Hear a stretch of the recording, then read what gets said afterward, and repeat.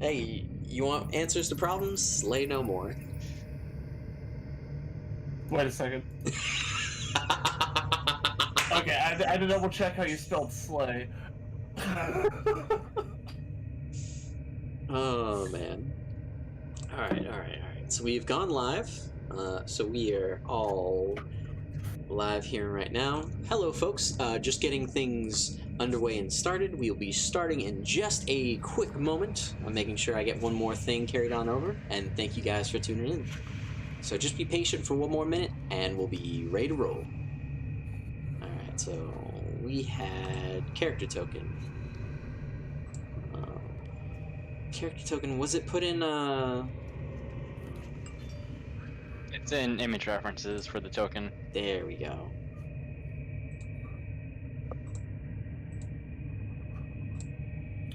Oh, Josh, I've written down several times I'm supposed to remind you about that alternative rule set. Which I now know is what you were talking about with that private message. I'm just going over my notes. Oh, we're live, aren't we? Whoops. We are live. Well, you're fine. Feel free to chat and stay stuff. It keeps people entertained. Since I did this at the beginning of every session, let me get this out of the way. That's not public knowledge, almost said that. Construct wiring seems to be made out of vines and roots. Yep. Killed a construct crafts. Woo. Pulled out a core processing unit that's in my inventory. Yep. Let's see. Frost noticed a sigil on the wall that matches one on his belt. Crest of Bane. Carpenter wall. Apparently, Gigas has a great destructive power. Towering being the size of a mountain. We got 5 moonstone green shards, 1 fragment. I don't know if we've gotten more than that. I don't think I've personally picked up any of those. It's mostly been Delashi picking up the green fragments. Here's a paragraph. Climbed some rocks, set off a trap, got darted, paralyzed. Delashi slipped the floor and showed off their curling skills. Ross rode me like a fucking snowboard and kick-flipped my ass into a pot. Yep. Yes, he did. Those were things that were done. There's lots of green moonstone lines on the walls. That room we're in. Frost got a revolver and a signet from the Bane body. Yep. The word black. No context, probably referring to the moonstone sigil that we saw. Alright, tell me if you can move that token now. I cannot. Can you move this token? That one I can. Alright. Perfect. Whee! Just banish other Mordecai token in the abyss. I figured out the issue. So apparently when I make a token, it doesn't save it, but if I copy and paste the token, it saves all the changes for some really weird reason. Big shout out to Birdie who made Mordecai cut as fuck. Yeah. So let's begin. Let's start. Hello everybody. Welcome to our next episode, episode 10 of the Arcadian Campaign. I'm your wonderful host, Heroes Legacy, with my wonderful cast and crew that will be joining us once again tonight. Our cast of the campaign. If you guys would like to introduce yourself before I get started with the recap, please, by all means. We'll start with Mordecai, our usual, and then go from there. Hello everyone, player is Tillin, and I play Mordecai, the mischievous Sundered Spear. Originally a hunter from Nasir, he suffered an accident that took his legs and an eye. Woke up and flew with them replaced, Fullmetal Alchemist automail style. Since then, he's become an accomplished engineer looking to change the world for the better. And he's agile with a spear and a master of the one-eyed wink. He means well, but often can't help but let his curiosity get the better of him. And on top of that, he's currently cursed with visions of the Loco. Alrighty, and next up, Gareth, if you would like to go in. Hi, I'm Nolan Margaret. I will be playing. I cannot hear you. Maybe. Yeah, I can't hear you. What? No, I don't hear you in this. I'll fucking move on then. Oh, were you going to speak through my microphone? No, just move on, don't worry. Mike was Okay. Then we'll hear Gareth. We'll go Delashi next, and then we'll go back to Gareth. Okay. I'm KT. I play Delashi. Delashi is trying to find his way and find his missing father. Sometimes he's pretty impulsive. Blows stuff up with magic. It happens. But he always finds his way somehow. And he uses magic and a whip that was passed down to him. Wonderful, wonderful. We'll go for Vross next. Darker here. I play Farron Vross, your how do I you wanna sit just there do and it through my say microphone? lovable scamp of a gun shooter from Bane Isle, man of many talents, currently a snowboard superstar from his skills he's got to show off. And yeah, he's wanted for murder. All right, and last but not least, our wonderful Gareth. What a fucking resume. Alright. Hi, I'm Gareth. I'll be playing our Stoic Scholar. Just kind of goes with whatever's going on, really. He's the captain of the crew currently for some odd reason. And just a large babysitter. And so with that, thank you guys, thank you all. Just eat real quick. There we go. Thank you guys for tuning in. Last time on the Arcadian Campaign, we had our wonderful pirate crew right here go from the Valuan prison camp for the Moonstone mining facility, where they fought off Dr. DeLoco, and from there escaped the facility, worked with the Amazonians of the Ixod Ness to find the lost temple of Rixus, an ancient city that has housed certain things and is one of the goals for our crew on a mission from Bane, to find a lost golden mask. The temple also has some other hidden secrets and things about it, but that is up for our group to decide where those will take them. Our group has dived into the first few floors of the Temple of Rixus itself, and now find themselves in the lower chambers, where they have now stumbled upon a familiar face. Maybe not so friendly a face, but a familiar one nonetheless. And with that, let us begin. So, with your crew, you stumble through after activating a sigil from one of the other moons, a sigil that you didn't quite realize that was next to a body of one of the, well, now fallen members of the Bane clan. After going from that sigil, that got me. After traversing seeing the monster that was on the other side, Delashi, Vrost, and Gareth were able to make their way back over into the temple from the strange portal that had come about it.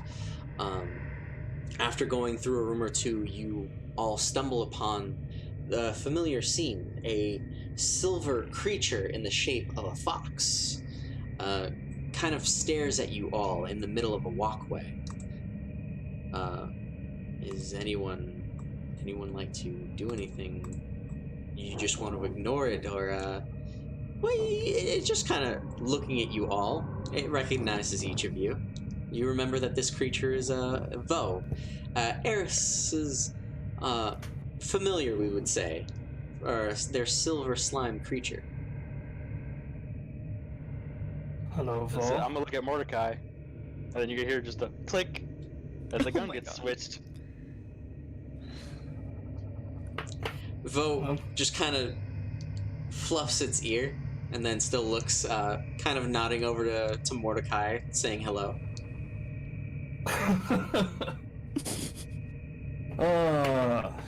I mean, Well. technically, Vo didn't really do anything bad, so we can't really be mad at Vo. Especially since Vo is so cute. Is this something we need to pursue right now? You mean going after her? Yes. She's here. If we bump into her, we bump into her. I think we should just. I don't know. I just think we should move on and just do what we came here to do. Do you guys Literally want to the pursue direction it? we have to go, so let's follow. So your group Because she might decided. already be here. I don't know if we need to jump to hostility. I'm surprised you're saying this, Mordecai. Why? I wasn't the one who wanted to hunt it down. No, neither was I. I mean, let's be real. The bitch shot me, so. Fair enough. I know what that's like. So With shots, malicious intent. shots fired a bit from the crew already. Garrett, do you have any thoughts, comments, questions, or concerns on this?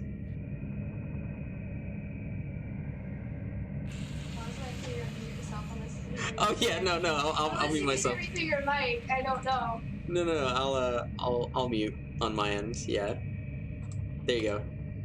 You're For anyone watching, we're doing a little bit of you're set. musical chairs with our host tonight. There we go. At one of the It's- players' house, we're trying to avoid mic feedback. Just a little bit on one end. Now we can hear. We should. Oh, fun. Do the thing. Do the thing. Do what thing? Let's Oh, should I finish the just? thing? Okay. So wonderful. Kafah! Sure. There's our wonderful Gareth right over What are there. you hoping to get out of this? Aside He from, probably wants to shoot her. well, I just pointed to Ashi. See? They get it. All right. No. Considering this place has been laden with traps, it wouldn't be hard for it to set it off so we can go through freely. Vo takes Does a have a few much better steps step over than we towards do, your group, That's true. and Vo just the fox, the And then silver the- slime creature, just the kind DM of is looks actively at you fucking all. with me because I just saw it move forward. So, I just keep moving it's- forward. What are you talking about? It's the same spot as always been. Also, Mark, you're not coming in now. Vo actually moves closer towards you all, just taking light little steps and walking slowly towards your group as you all are conversing.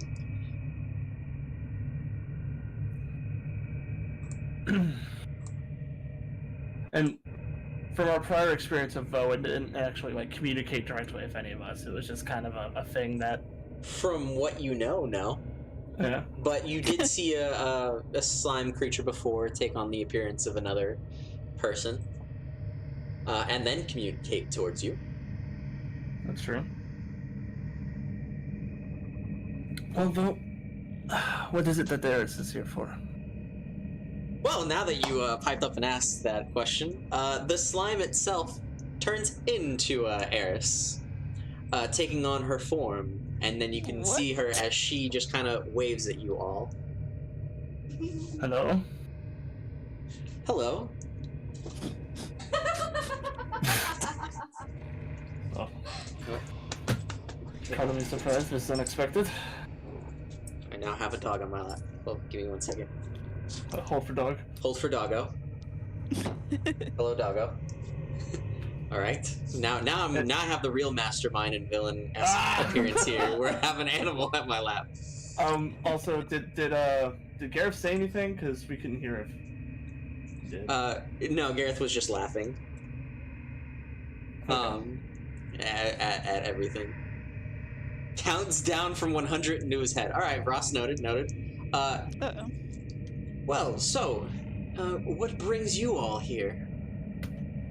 We'd ask the same for you. Well, I'm older than the rest of you, so I think I'm a bit more welcomed here. It's more my century. I'm not here to bicker about age and entitlement. I mean, you didn't. We are here looking for a pair of things. Okay. Would you like some help? And she kind of just looks at you, Mordecai, resting a hand on her chin on her hand. Well, I'd ask if you think I'm a fool, but you clearly thought so the last time we left. I mean, I was just doing what I always did. And unfortunately, your group had the unfortunate circumstance of being the victim. Then you understand that trust is in short supply. Oh, wholeheartedly. But knowledge, is an interesting demand.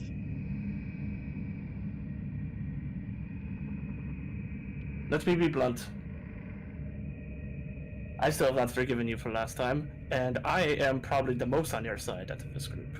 So I don't mind you staying at the faraway and us staying at the viewers. This is fair. But I don't speak for everyone. I am not the captain. Okay, well, she kind of looks, even though she's right there, it looks like she's looking about her in what you could kind of guess would be somewhere else. Can I? Yes? The fate equivalent of insight. I'm still... Is empathy. The Sure. fate equivalent of insight is empathy. Yeah. I have rapport, I don't have empathy, but I'm gonna roll it anyway and just see if, like, No if she's problem. actively trying to con us, or if it's like, oh, well, they're here, I can use them. Not a problem. I do like that train of thought. Roll me empathy.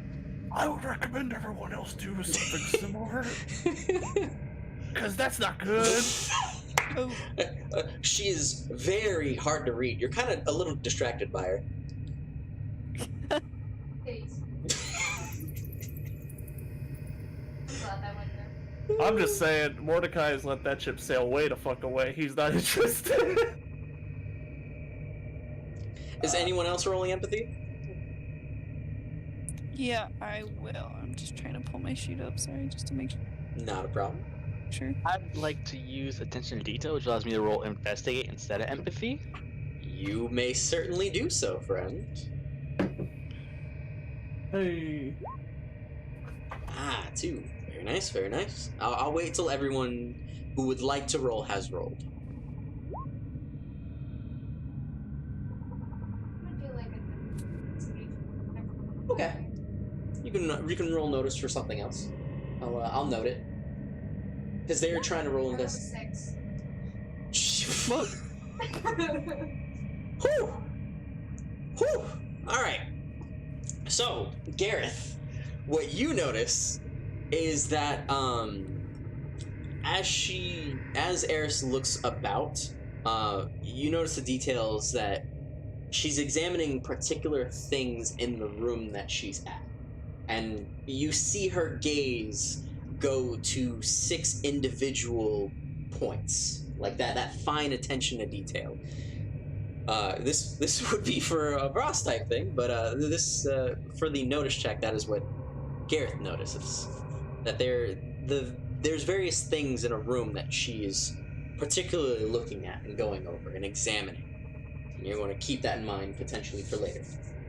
Vrost and Dalashi, in terms of an insight check of trying to get a good read on Eris's motives, she is being sincere. She's not out to get any of you.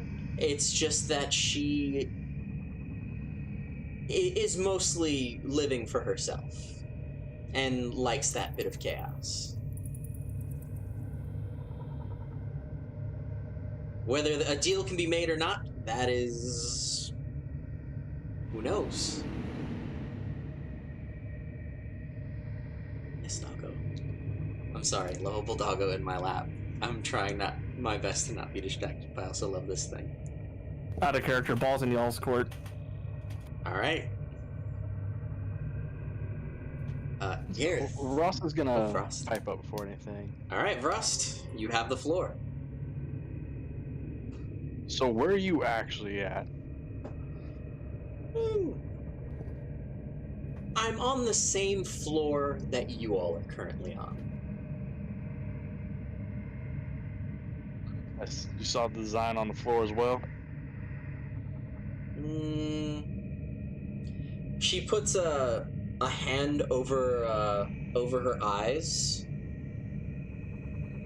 and then it looks like she's more kind of seeing a bit into this room. As she kind of looks about, tilts her head over. That's there. That's there. Ah, yes, the Black Moonstone sigil. Yeah, I saw it there. It's a shame what happened. There's a fresher corpse over there, if I believe so.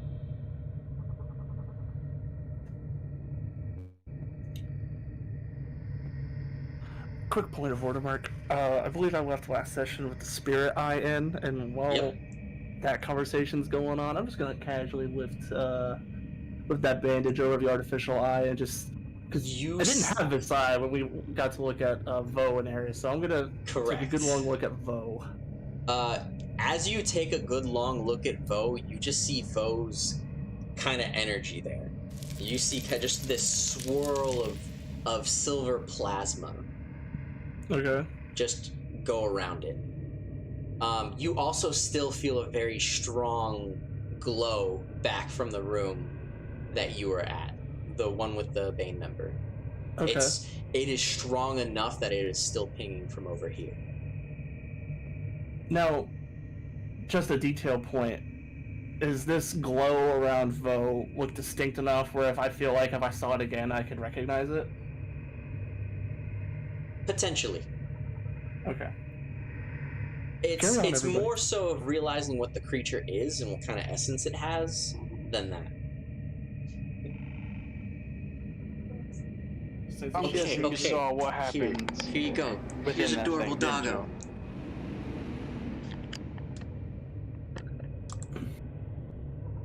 Alright, back to game. Alright, continue. You might have to ask that again. Everybody wanted to see Doggo, and I love Doggo too. A beautiful pupper. That's my boy. It's your boy. I'm a back-game character. So, did you manage to see what did him in?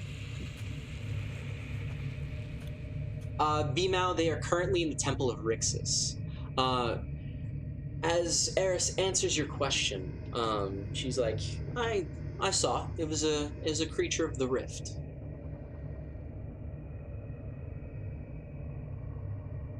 You all have you know lost stories about it, don't you, being a sailor yourself?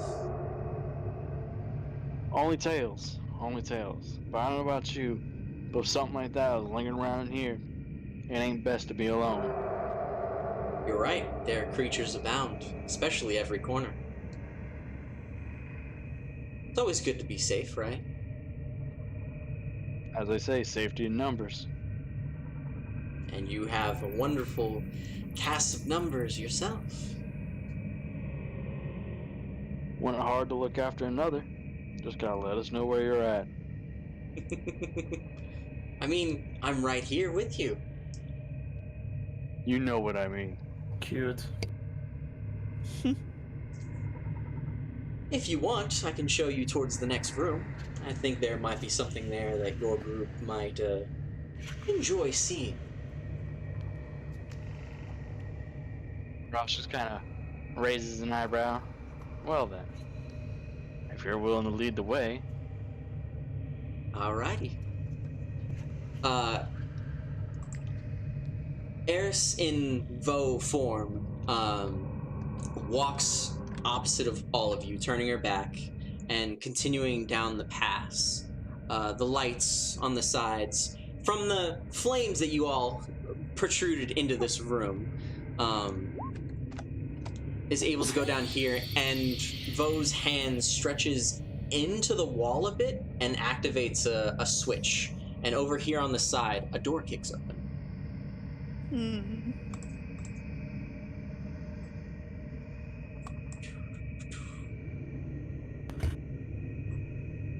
revealing this next room to the side. Kind of lean into Vroth and quietly say, if you think you're being slick and going to get her in a corner like that, I'm afraid we're all going to have a nasty surprise. Ross is gonna whisper back. I just want to know where she's at so I can get the shot. Don't need to get close. Just need the shot. Good luck. Vo leads you down to the next corridor. Would you like down, Romeo? No? Oh, you're just getting comfortable. Okay. Comfy. Doggo getting comfortable in my lap. My leg's going to fall asleep. Before we going blindly chase after Vo, Eris. Vo, Eris. What's down this way? Down that way, actually, I should reveal that as well. It's just a pedestal, a burnt pedestal from the cindered remains of what you guys did before. Just setting fire to this whole hall. Okay. That looks... It does look familiar. I promise you it is now a charred cinder. Does it look like that mechanical bird that we almost, It does. It does look like a little bit of the mechanical bird from before, although this one is in much more disarray. And just as a general point of order, so I'm not bugging you every 5 minutes, whenever we kind of enter a new room or find something that looks out of place, I'm going to give it a good look of the eye. So you just let me know if I need to make a special check with that. I will definitely let you know. Actually, you will be coming upon one. So you all continue to follow Eris, correct? Yes. Alright, so up and up and up. So after making that first left turn, Eris leads you further into an upper chamber to where you will come upon a site where there is another sigil, much like the one before.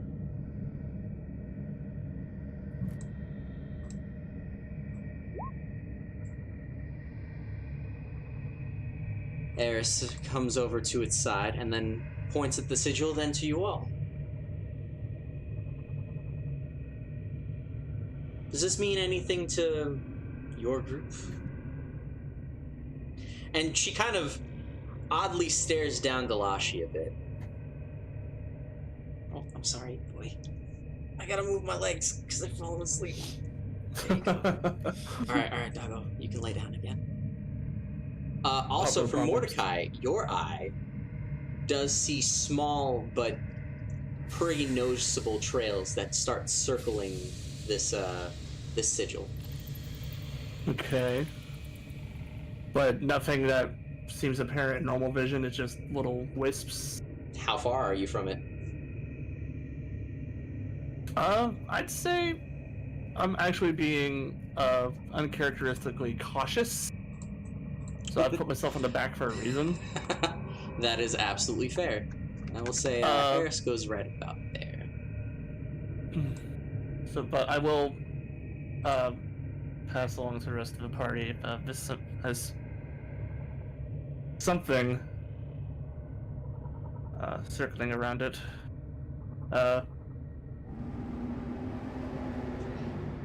There appears to be a sigil.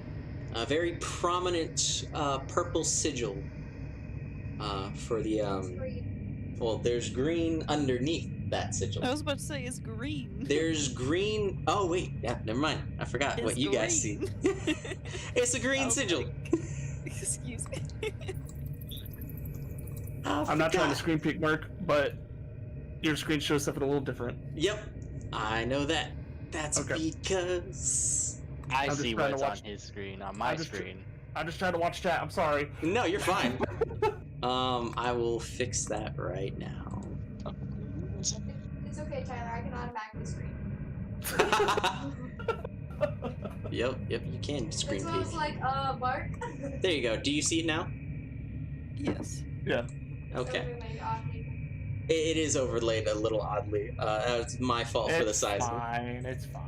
But yes, so you see a prominent purple Glacian sigil over top of a green Rixus sigil. And it's almost like, kind of like projection layers. There's one layer up top, and then there's another layer down below before it hits the floor itself. So these sigils are kind of hovering in the air, like about, I would say, 5 inches apart from each other. So is it purple on top, green on bottom? Purple on top, green on bottom. Okay. And how many? Is there a specific number of wisps that I see around it, or is it just kind of atmospheric wisps? It's just mostly atmospheric wisps. Okay. I just need to know how close you're getting to it, friend. That doesn't help me. Yeah, you're right, it doesn't. What do you think would happen if I touched it? Oh god. Something like this, and Farron's gonna reach out and pick up a small rock and toss it in the middle of it. You toss the rock into it and nothing happens. Like, the rock goes through the sigils and now just lays on the floor right there.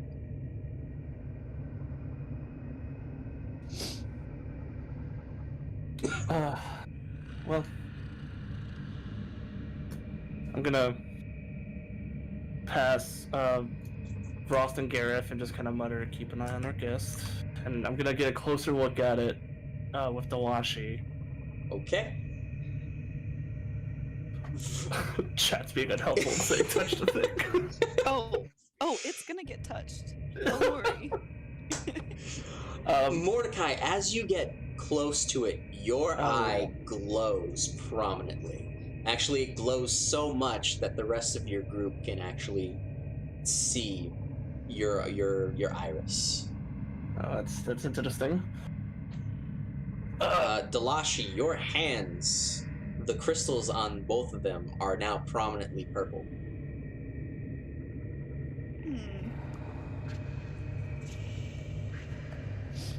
Alright, you want to touch it together, Mordecai? Oh my gosh. So my eye glows. Do I see anything extra, or? The wisps are now in such a form that they create the sigil itself. Oh, so it's another layer of the sigil in spirit form? Yep. Is it the same one? It is the same. It is just the purple sigil. It is just the Galician purple moonstone sigil. Oh god, I don't know enough about the setting. Fuck. This is the wonders of the unknown. Yeah. Let's do it. Well, before we... Just a moment. The whole chat is screaming, do it, do it, do it. I know. Big old saying, I'm don't gonna touch it. I'm gonna look at Eris, and your question was, does this mean anything to us? Eris holds both her hands out. It's not so much my place to really poke and prod. You have apparent connections to such magic, so I decided to bring you here. Yes, but your question was, does it mean anything to us, correct? Correct. I don't mind saying it's a little bit out of my area of expertise. And to Delashi, I will say, if you're going to touch it, just be careful. Because there is another layer that you can't see. Okay. Delashi, do you touch the sigil? Yes. I'm gonna put a hand on Delashi's shoulder. As you put your hand on Galashi's shoulder, as you put your hand on the sigil, the sigil actually shrinks and goes towards your hand. Ooh. And now the sigil is resting on your right hand. And as you look at your palm, just absent-mindedly, and then look back to the crystal, it's now gone. The purple sigil is gone. Mordecai, That quick. as the purple sigil fades away and goes into her hand, into their hand, you notice that there are an abundance of spirits there. Some that are creatures, some that are people, and it's just, you notice a whole mound of them that are all in that particular area, and all of them just go rushing out. I'm gonna dig my nails into Delashi's shoulder for a little bit. We may have just said something loose. Like what? So there were people and creatures? There were people and creatures that were all there. and they just whoosh, just rushed They just- out like the fucking scene in The Mummy. Yep, they just all. Oh, no. Actually, Gareth, Vrost, as the sigil goes into Dalashi's hand, you actually see all the lights flicker down and flicker back up. Howls coming from other directions, and then just As you said that, like, moans. from that side. The eeriness of the temple itself just getting louder and louder, almost paranoia setting Background in. noise is really helping you out there. Oh yes. So there were crystals in your hand and now they're gone? Is that what I'm hearing? There was a sigil in Dalashi's hand, and now it's gone. And the purple moonstone sigil disappears. The green moonstone sigil still there and glowing more vibrantly now. So it's kind of like it was a seal. That's- That's what I'm. That's what I'm getting out of this, yes. Dalashi, your book, your journal, has a glow about it. Ooh.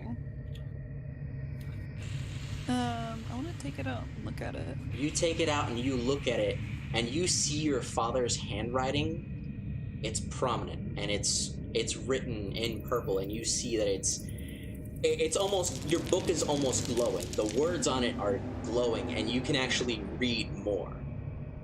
Ooh. You actually see a rite of sealing. And then in your father's notes, saying, there's a passage that says, we must continue our legacy. We must keep things held.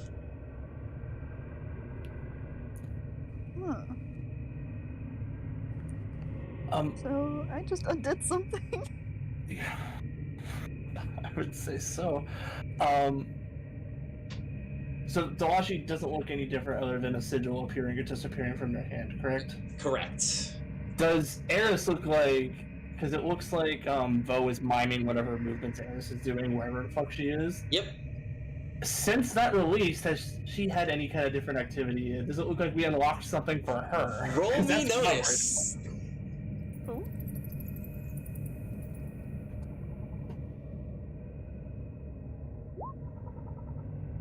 Woo!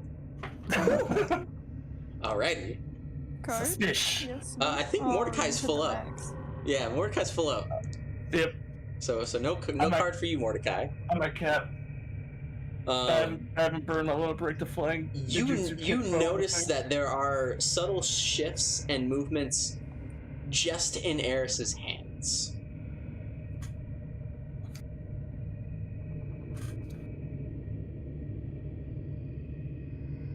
Finding anything interesting now as we may have unlocked it for you? I mean, there are a few more things about, but yeah, I would say so. I see someone is tied to as I said before, the Glycian tribes. Someone very old. You have a family member of such that might be tied to those runic sigils. She talking to who? She's- Sorry? Me. Talking to Dalashi, specifically Dalashi. Mm-hmm. It's about my father. Your father. You know, the Glycian tribes were one of the few tribes that were able to survive the Silver Rains, the Ruins of Destruction.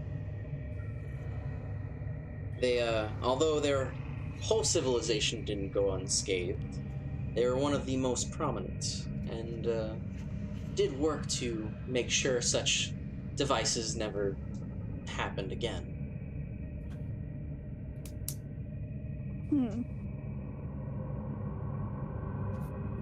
I see someone was very well at work putting a sigil over Gaius's right and pact right here.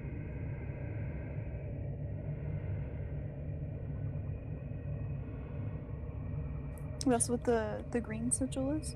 I would assume so. The sigil is linked to the inner essence of the temples.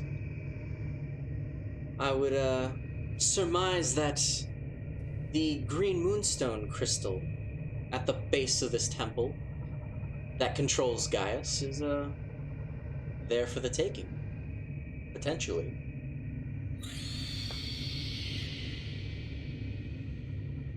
Man. That controls. Yes. Sorry? Tyler asking. Sorry, not Mordecai. Gaius is one of the, or it's not just Gaius. Give me 1 second. I need to pull up the I reference. think we've been getting little word drops about it throughout the temple, if I recall. How it's big, Yes. big scary thing. The Gigas are the different entities that the lost civilizations used as kind of war machines against each other. Okay. They were basically their nuclear deterrents or nuclear equivalents. Big hulking creatures of mass form. Each moon had their own Gigas. The Gigas that was for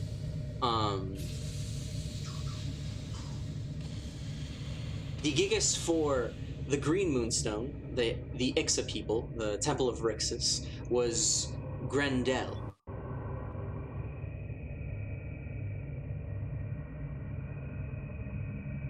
Sometimes people call it Gaia, sometimes people call it a few things, depending on who you're asking. But Grendel is its proper name, and the name that you saw through the temple itself.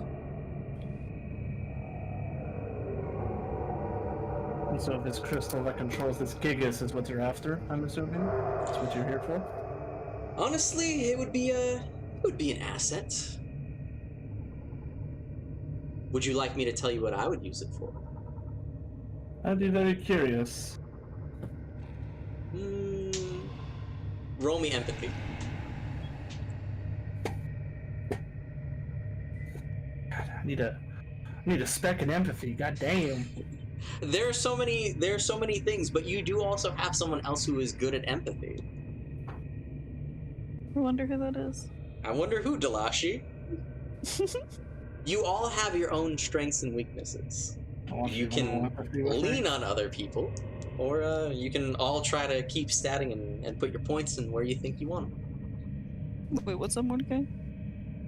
I'm wondering if I could, instead of just flailing about with my own roll, if I can assist Dalashi with theirs. You can assist Dalashi with theirs. Cool, if you have anything above a +0, it's better than mine. Dalashi Okay, has a +3.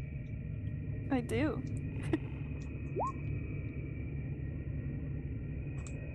Alrighty. So a 4. Dalashi, you kind of plead a bit, wanting to know a bit more about your father and kind of what's going on here. Mm-hmm. And Eris looks at you. Hold for 1 moment. And Vo just kind of freezes up and stays there. Oh? Then a moment passes. I would say like 30 seconds pass. Vo unfreezes. And you see a bit more movement come from Vo Eris.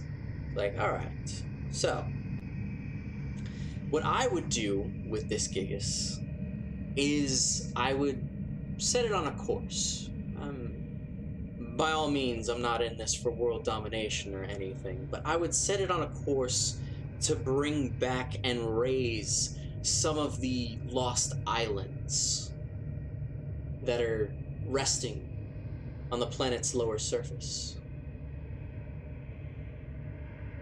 Now, these Gigas are capable of very interesting and complex things. And I think this Gigas in particular would be most beneficial traversing the lower lands and raising some of the lost ancient cities.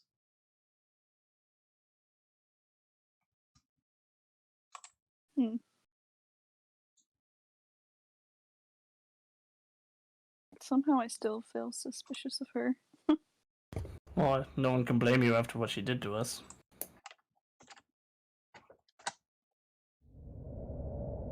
Do you think we should trust her advice? No. What do you Why'd you think, want me to Garrett? ask this? Well, what would you all do with this power? Keep it sealed away. Oh, are you sure? I I mean, mean, it's sealed for a reason, isn't it? it is sealed for a reason. But that seal is also kind of, been objectively a bit lifted. You're welcome for that. I mean, even if you were to take it away from this temple, there might be others who could be looking for it. What is it called now? Lua? The Eye of Rixus? And Vrost, this chimes a ring in your ear. It was what Bane had described the Moonstone Crystal as. That's what we're here for? The Eye of Rixus was a side thing that he said, if you can get it, that would be great. He is kind of interested in it, but his main focus is the Golden Mask.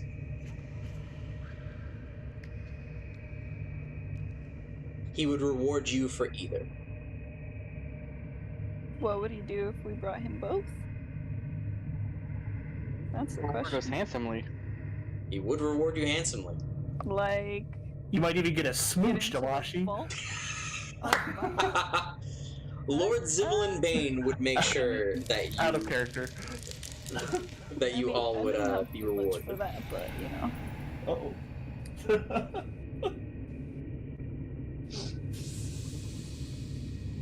I'm just trying to get into that vault. I I mean, think the mission he's gonna let us into the vault is what he said. that We could just easily have to be a bring the ticket into the thing. vault. Yeah, but we get into the vaults. There's lots of pretty cool treasures, but if we want something really good, then we really have to bring some stuff back instead of just the minimum.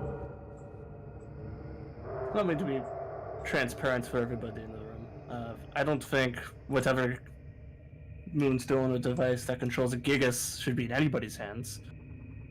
Not Eris's, not ours, not Bane's, certainly not Blua's. And if we have to if whatever you're planning, Eris, is to bring this out of his temple, Mordecai, roll me a will. oh boy. Hold for show. I was just getting cut off in the middle of my conversation. You are. Mordecai, I'm gonna as you were reroll. s- Fate point. I'm gonna change the world is the aspect I'm hitting for this. Alright. Byaksha. Mordecai! That's writing. Okay.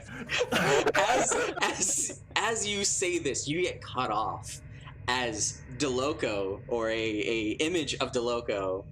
Your hallucinations begin to take hold again. The kind of world around you slightly shifts into like a dim setting, and he just appears at your shoulder, talking over your ear. I mean, yes, Mordecai, leave it here. This'll be fine. Blua's nearby anyway.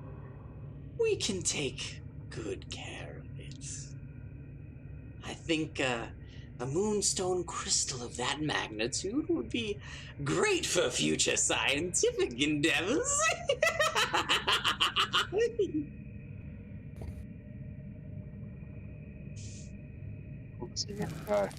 I think a power of that stature has to be kept in the right hands. If left locked away, someone's gonna try to get it. If we put it with Bane, we know it's with Bane. We know who to go to if things start to go awry. We know who to go after if things go sideways. You would go after Bane.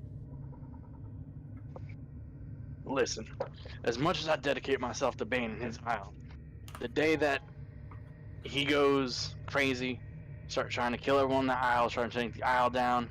That's when he has to get put down. That is the code. It's how it is. But you would put the Gigas in his hands before it came to that. Oh, absolutely.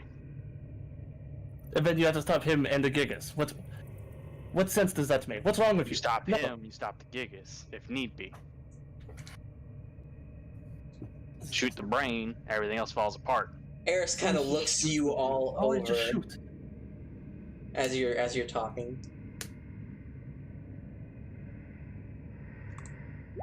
And what do you think Bane would use this for?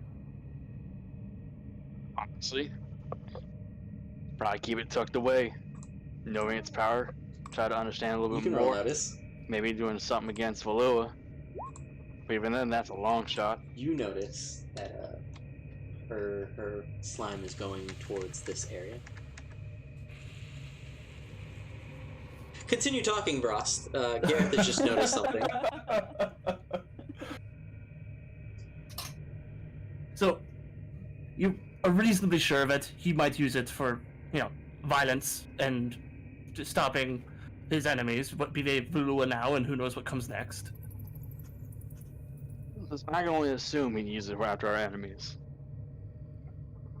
It's all within the realm of possibility.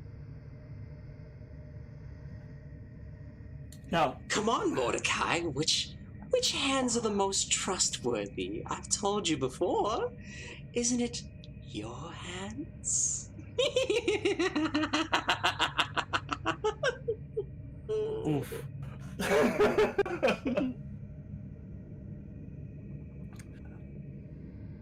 I don't think this belongs in anybody's damn hands. Listen, look at the state the world is in right now. One faction got too much power, and the rest of it is upside goddamn down. So we just put more power in someone else's hands, and we just trust them to, set everything right and not tip the scales in their favor when they're done. That's what I'm hearing? This is ludicrous. You mentioned factions on how one gained too much power, and I agree. Threw off the balance of everything. You see towards the But door. something that you may have not picked up on, that imbalance has created unity. You have organizations like Bane's, for example, that have risen up, pulled those together who wish to stand against this force. People who may not have come together, period. You can move 2 more spaces. Oh my god. Having a common enemy unites the people. And once that enemy's gone, one can only hope for peace. One can only hope. But in today's day and age, you can't trust nobody, nowhere, no how. Everyone's always got a secondary motive. Everyone's got something going on behind the curtain. Bane is the most, clear when it comes down to it. Just gotta ask the man. Just a point of order. While you're mentioning the, While you two are conversing, you see Gareth, you finally take a notice that Eris has moved positions, and Gareth has been silently stalking the slime creature itself around the room.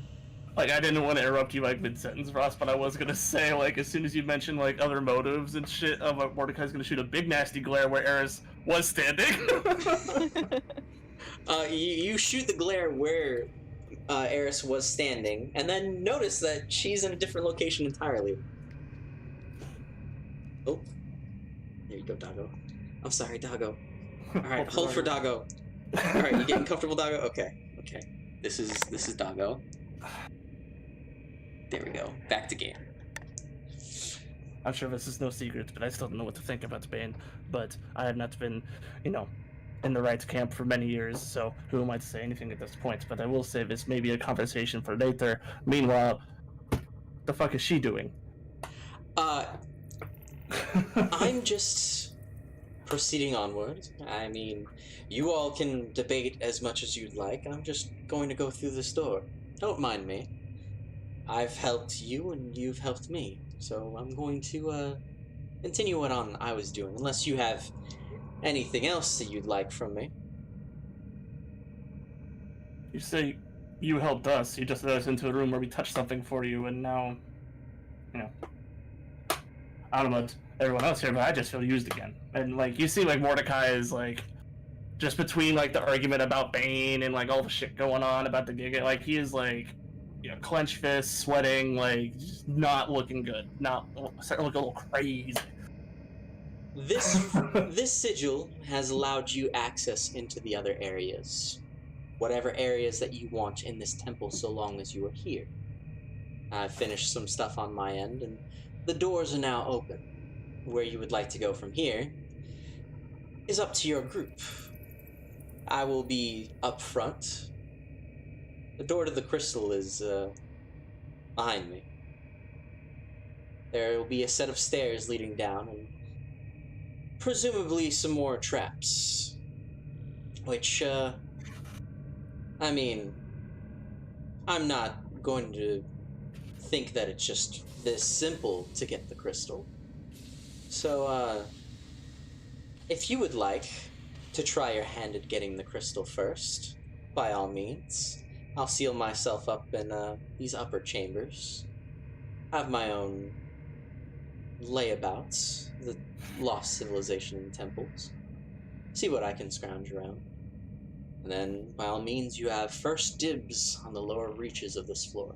You can cave it in or close the doors behind you for all you'd like, and I'll patiently wait.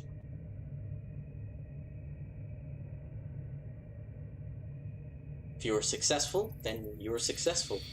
I'll be on my way knowing that I helped you and you helped me. If you are unsuccessful, then I'll figure out some way, perhaps, to get down there. If that's what I want to do. Honestly, I'm 50-50 on the whole Gigas. What makes you 50-50? It was the... Roll me one more empathy. Okay.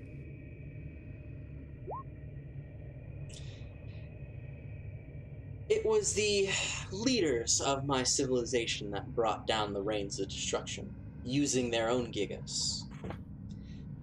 And quite frankly, I don't know about you, but I enjoyed living the life I used to live, and now I'm living a new life. So, here I am making do. Do I really want to bring that back again? In some hands there's pros and cons with it all. Then I might get hunted down by your group or some other group, perhaps seeking the stone. What would I like to do? Honestly, I just love the chaos of it all. I'm sure you do. There's a big smile on her face. This could have been so different. It really could have, Mordecai. It really could have. But I've given you some information. I've told you a few more things. Perhaps we'll meet again and I'll feel free to share. Get us all into trouble again. And you being the master of the one-eyed wink, she gives you a wink of her own.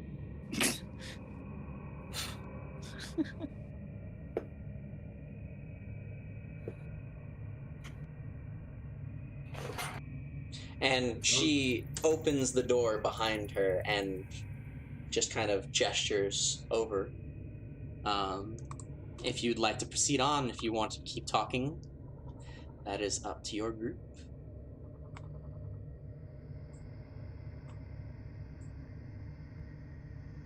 I'm gonna try my own empathy, and I know it's gonna fucking suck.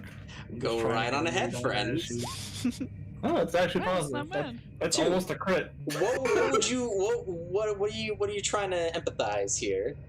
Just how she's really feeling about all this. Like, if she's really just in it for the chaos, or if she's just... What you can barely glean is that you know she is in it for the chaos. One way or another, if things happen or they don't, it doesn't matter to her. She's already set things in motion. And that brings her comfort.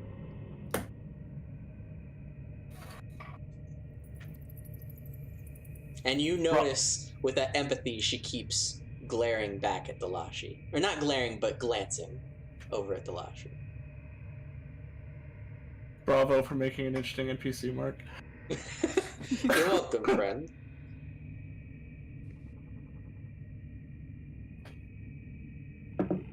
So, what is it that your group is going to do? I'm trying to collect myself. Is the loco gone, please? No, DeLoco's not gone at all. Would you like to Oh my roll me God. another wheel, please, Mordecai? Oh, God damn it. I had to ask. He's still sitting there on your shoulder. The world around you is now fading lightly back into normalcy. I have a question. Yes. Could I possibly, when, like, he has, A bit of time? like- well, no, we'll do that later, it's fine. I mean, when he has, like, these intrusive thoughts or, you know, whatever, could I roll notice to see if I notice, and then could I assist his roll? You can roll me notice. Okay, and then So, could I assist his roll me will roll? notice right now, and I'll tell you what happens. Because are you Okay. trying to do the thing with a bit of your backstory that we went over beforehand with some friends of yours, TJ, who's right there in the conversation? I mean, if it came to that, yes. Okay. 2, you do notice his twinges and winces, but not really what's ailing him. Okay. You get that he's getting a bit on edge, and he takes spikes of fits here and there, but it's hard to discern whether that's just the setting that's getting to him or other things. I think I've also mentioned Okay. last session is whenever I'm trying to like choke all that down and try to drown it out, I'm like pinching the bridge of my nose and just like trying to focus if I'm not in the middle of a conversation. And that's why I say you notice his little twinges and gestures. But not enough to feel like I need to do immediately something about it. Correct. Okay. Is it a That's tummy fine. ache or is it the loco? do you need some Pepto-Bismol? Okay. Pepto what now? So, what is your group doing? Are you proceeding onward into the next chamber? There's also a pot over there in the corner if anyone would like to check that out. Gareth, since you were the wonderful notice checker who was being so ever observant over here, you're actually the first one over to that pot. Fucking eagle eye. So move your stuff over there, and we'll roll something else in the background.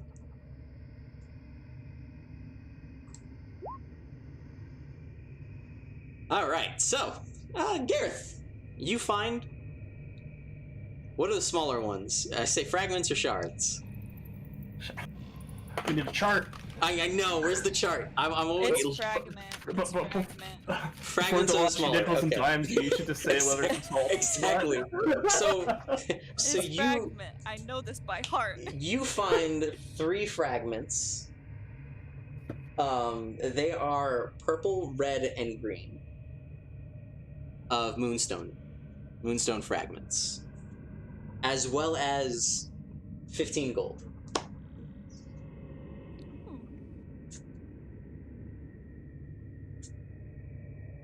That is what you find right there. So there you go, Gareth. Anyone else, if you would like to proceed into the next room, or still keep talking amongst yourselves, let me know. I will just be rolling things in the background for however long you take to decide. Is Eris just sitting Eris there is with just- a cheating grin and just holding the door? Yeah, she's literally just holding the door for you. Does it look like she's kind of like hit the pause button on Vo? Roll me notice.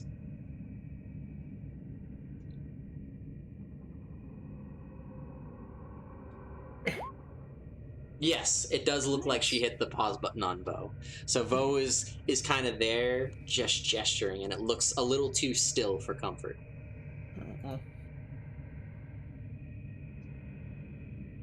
She could probably still see and hear us if she has a mind to, but she's clearly moving on.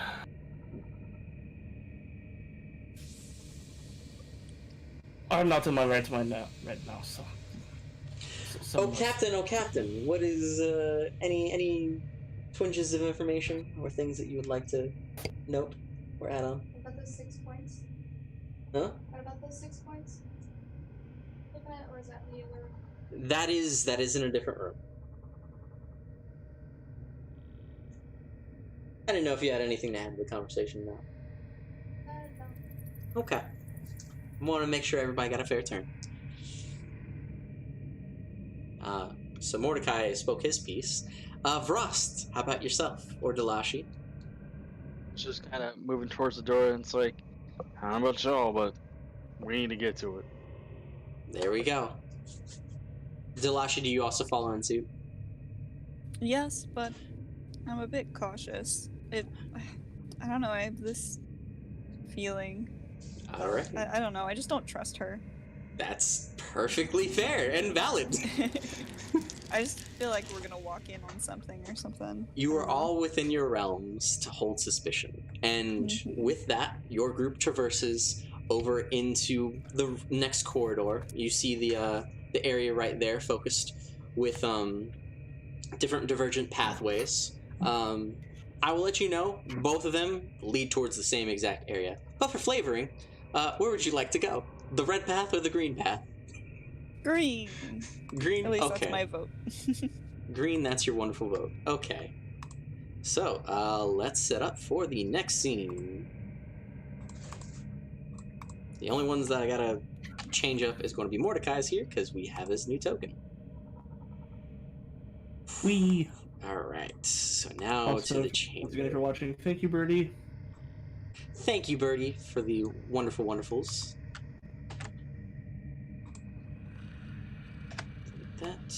Put that there. Alright, so you all get revealed into a lower chamber. Dimly lit, but lit with torches all abound. You see the green pulsating energies of the green moon all along the bordering this chamber, as there is a door that is right in front of you, and a bit of a sigil of the green moon. Actually, it almost looks like all the moons right at the door frame. As you go down the steps further into this accessing chamber, you notice that there seems to be a switch on the side.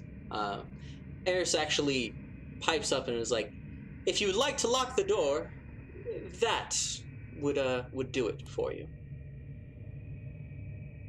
If not, Eris said that. yeah, Eris chimes up. You hear her at the top of the stairs. Noticing that your group had moved on after a bit of time. Before we touch anything, check. All right. What are you checking, friend? Well, I've got the spirit eye in, so I'm not going to bother switching it around right now. The spirit eye does not pick up anything really Okay. at this current nothing. moment. Have I seen, by the way, any of these spirits that got released? At the moment, no. Okay. None of them were like chilling in the corner. None of My them passion's a headband right now. Like, after seeing that shit, I don't want any of that shit sneaking up on me. I'm like periodically just switching. Yep. And also, the scene around you kind of changes. So let me put on the more proper music. You might need to to be like Luigi in Luigi's Mansion. Yeah, you might need to lower the music a bit. I'm going to do it on my end. This one's a bit loud. Yeah, this one's a bit loud. Sorry about that. Oh, but this is actual Skies music. Yes. So you are at the ancient temple for Skies. So this is the truer temple. Actually, when you look about in the cavern walls, it changes and shifts. It almost looks like you're outside. You can actually see clouds and greenery, almost like a mountaintop forest. That's what it looks like. It's a bit more of a serene place. Coming into the dungeon itself, it's definitely a bit of a change. You were instead of being musky and dank, there's a bit more liveliness around. So, the air fresher? The air actually even feels and tastes fresher. It almost feels like you're tasting that air, that cloud that's around. But we've been going down. Like You've deeper been into going the down, whole time, deeper. Right? Yep. Ooh. As I said before, you are now in a square chamber. The door ahead has the sigils of all the moons. You see 6 total dots around, with each sigil on the door frame itself. There is a pedestal right in front of it, with a switch.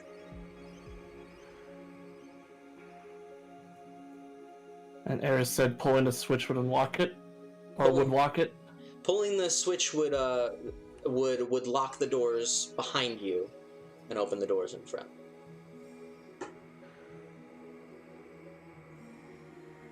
Wait, so the switch that is down here, there are 2 switches. There's the switch that is like at the pedestal. I'll say like right over here. There's a switch on the stairwell leading down. That will lock the doors behind you. Okay, so it would seal these in. Yes, it would seal those 2 in, and you would have the room completely locked to yourselves. Well, before we seal ourselves in, I think we should see if it's possible to move forward, or we just lock ourselves in a box. All right. Does anyone hit the switch in front? I think we should wait.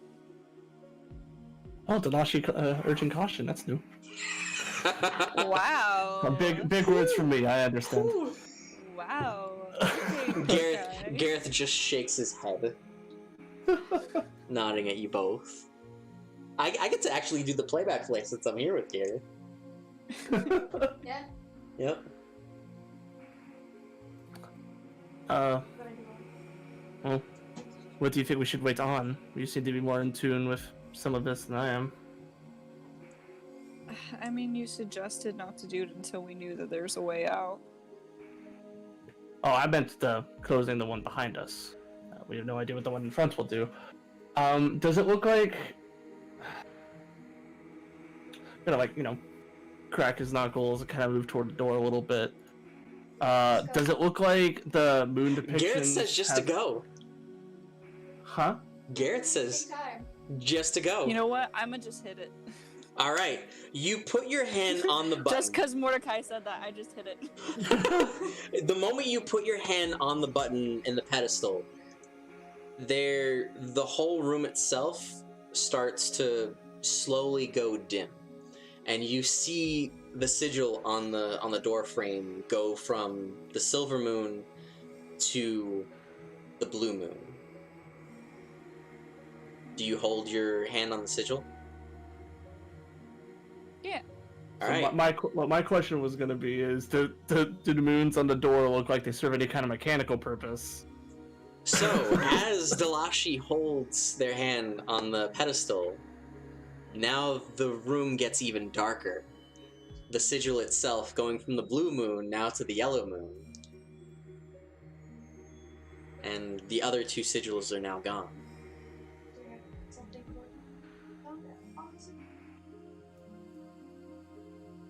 Okay. That doesn't answer my question, Should I keep Mark. holding it? I can't hear. Our lovely Gareth captain. wonders, do we have to put anything on the sigil or anything? Don't look at me like that. So, Well, does it look like it's paused since? Nope. It's still, as you guys keep speaking, and Dalashi, like, this is what I have to know. Are you still holding your hand on that sigil?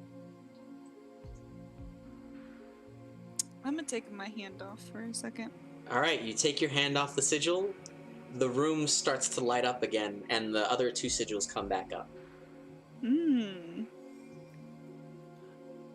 So, it went. I gotta start writing that. It went silver then blue.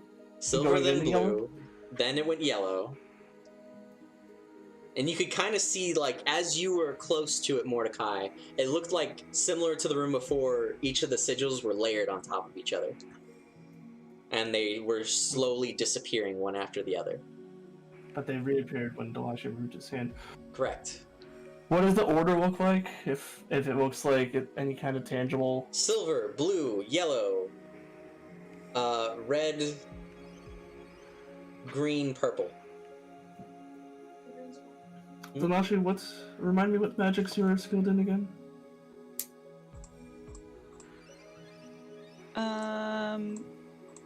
It's just purple, right? What was that again? Green is one. That was it. That's Green the is one one. I have the best control of. I might have had the order wrong. Mostly. Silver, yellow, blue. Silver, Yeah. yellow, blue. No, red, blue, purple. Okay, yeah. Silver, yellow, red, blue, purple, green. There we go. That is the order. Silver, yellow, red, blue, purple, green? Yep. So 6, 5, 4, 3, 2, 1.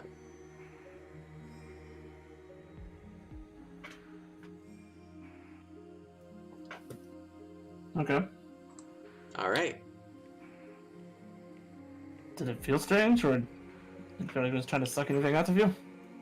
Delashi, you felt no change other than the room around you. Nothing. It just felt like I was pressing it in. That's it. I'm right behind you if anything starts trying to grab at you. You want me to do it again? What's that? I'm curious if it reacts Yep. differently if I Same. touch it. Would you mind? Go ahead. Oh, Alright. oops. I am sorry about the comment. Thank you. Mhm. So I will poke the thing and see if it reacts any differently. You get to poke the thing now. And I'll watch your back.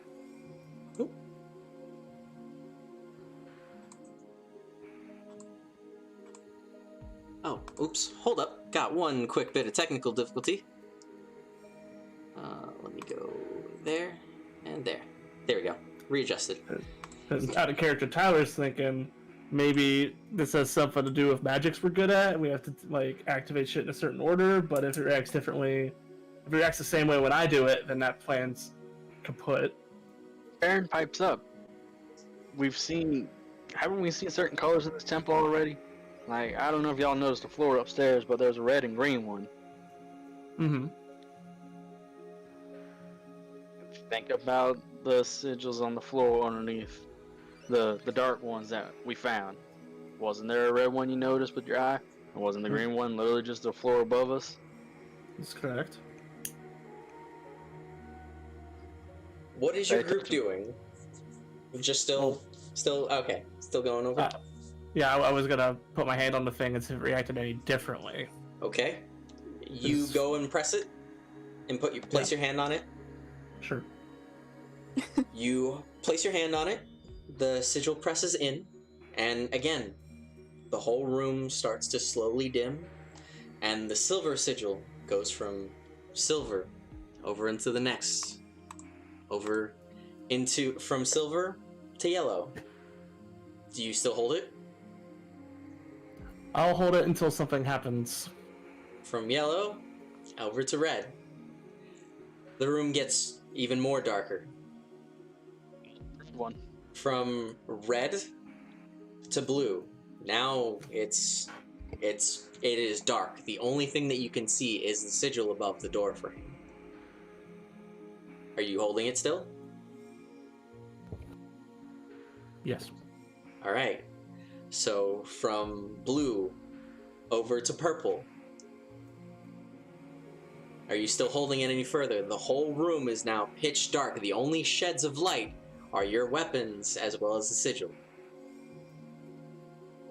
If it's not hurting me or anyone else, then yes, I'm still holding. All right. I'm It just goes saying. from purple to green, and then all the sigils light up and the doors open. And the lights in the room come back on. Pulling the freak out tactics. You did Look it, back. Mordecai. I would have been the same for you. I was just curious. Sometimes to steal things your thunder. are simpler than they appear, and you just need to access a door just by going through it. So the door opens. The door opens. I'll look back to the group. Now, do we want to seal the exits shut behind us so Eris doesn't sneak in? If she hasn't already?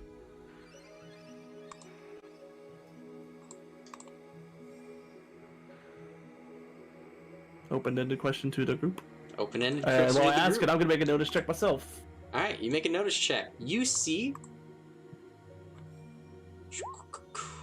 Oh, nice. You peer more into the chamber. I was trying to look. Sorry, let me be transparent before you explain any of that. I was trying to look to see if Eris had snuck in and was. Eris is not in the room with you. Okay. All right, then continue. All right. So, well, you roll me a notice check. You do see that there are some creatures that are in the next room. Like ghosty goos, or? It looks like similar creatures to the black creatures that you saw before. The black creatures that we saw before. They are now on the token. Oh, Oh, whirly. They're loopers. They're swirling about the room and just examining everything. And they notice that the door opens. And they both give out a laugh. No, not the laugh. Oh, B. Oh, no. I just looked at the chat and B says, I have Looper PTSD. He's a fucking speedrunner from this game. If he hates it, I'm gonna hate it. The loopers proceed into the back sections of the room. And they just stare at you all. Is anyone entering in the room? Do we want to lock the door behind us before Yeah, I we was move about to forward? say. Do you want to lock the door behind you? I'm gonna go lock the door if nobody has any. Leave the door open for an escape route. Alright, I won't touch it. Realize Eris is going to sneak in behind us. Shoot. Ross is like, I'll shoot him from the front. I'll shoot him from the back. No matter where, I'll shoot him. Ross takes a step in the room. All right, Ross, you take a step in the room. Anyone else going in the room? I'm keeping an eye on the staircase until everyone's in, and then I'll step in and try to close the door behind us. Okay. Well, as you all step in the room, it does slowly shut. Like that door that you opened, it does slowly shut behind you. The loopers going up, not really attacking your group, but going to the corners of the room and waiting back there and just eyeing your group, and you just hear them like, ah! Ross takes a second step, stops.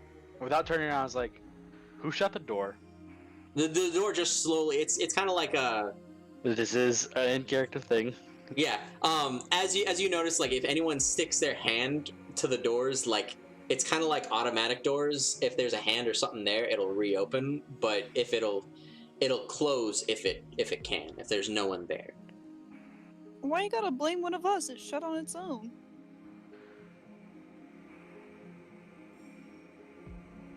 Just a little bit of a sigh, shakes head, starts walking up the stairs. You start walking up the stairs. As you do, Ross, you see that there are an assortment of pedestals, as well as different creatures, just all shattered in different motifs.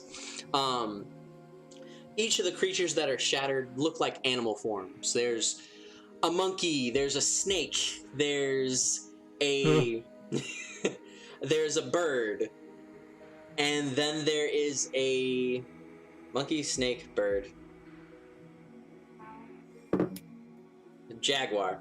You're welcome. Thank you. That was the one I was forgetting. There's a jaguar, there's a snake, there's a bird, and there's a No blue characters. Hold for more. there's a monkey. Yes, I know, it's a Legend of the Hidden Temples reference. You hush. So welcome to the Shrine of the Silver Monkey. They're different figures that are in the room. They each look like they could go on a different pedestals. And I will be indicating them with sigils of the different moonstones. So, this is a puzzle. You all will have access to these tokens, and by all means, move them as you please. Give me 1 second. I will give you access in 1 moment. I don't know why, but I kind of thought all of the animals that were going to be on the postals were going to coincide with the masks you gave us. I debated. Oh, that's way too big. Oh yeah, I still got that carved penguin mask. Oh my god, I forgot you got a penguin. You did get a carved penguin mask. I was like, what the fuck is this? Oh my god. Here we Are go. ice caps for the penguins? Whatever. So, you all should have access to it in 1 second. Let's see. 1, 2, 3, 4. There we go. Settings controlled by all players. Done. Give me Okay, 1 click. second. Yeah, I'm fixing it right now. Okay. Controlled by all. Making sure it's set. So, depending on where you place these, will activate doors in this chamber and routes that you will take into the final room. You see that there are sigils all about, and there's descriptors for it along the walls. Give me 1 second. See? Command P. Ah, Can you move those? yes. Alright. Go ahead and move those. So, the loopers all look at you with glaring intensity. They actually start to slowly circle the room.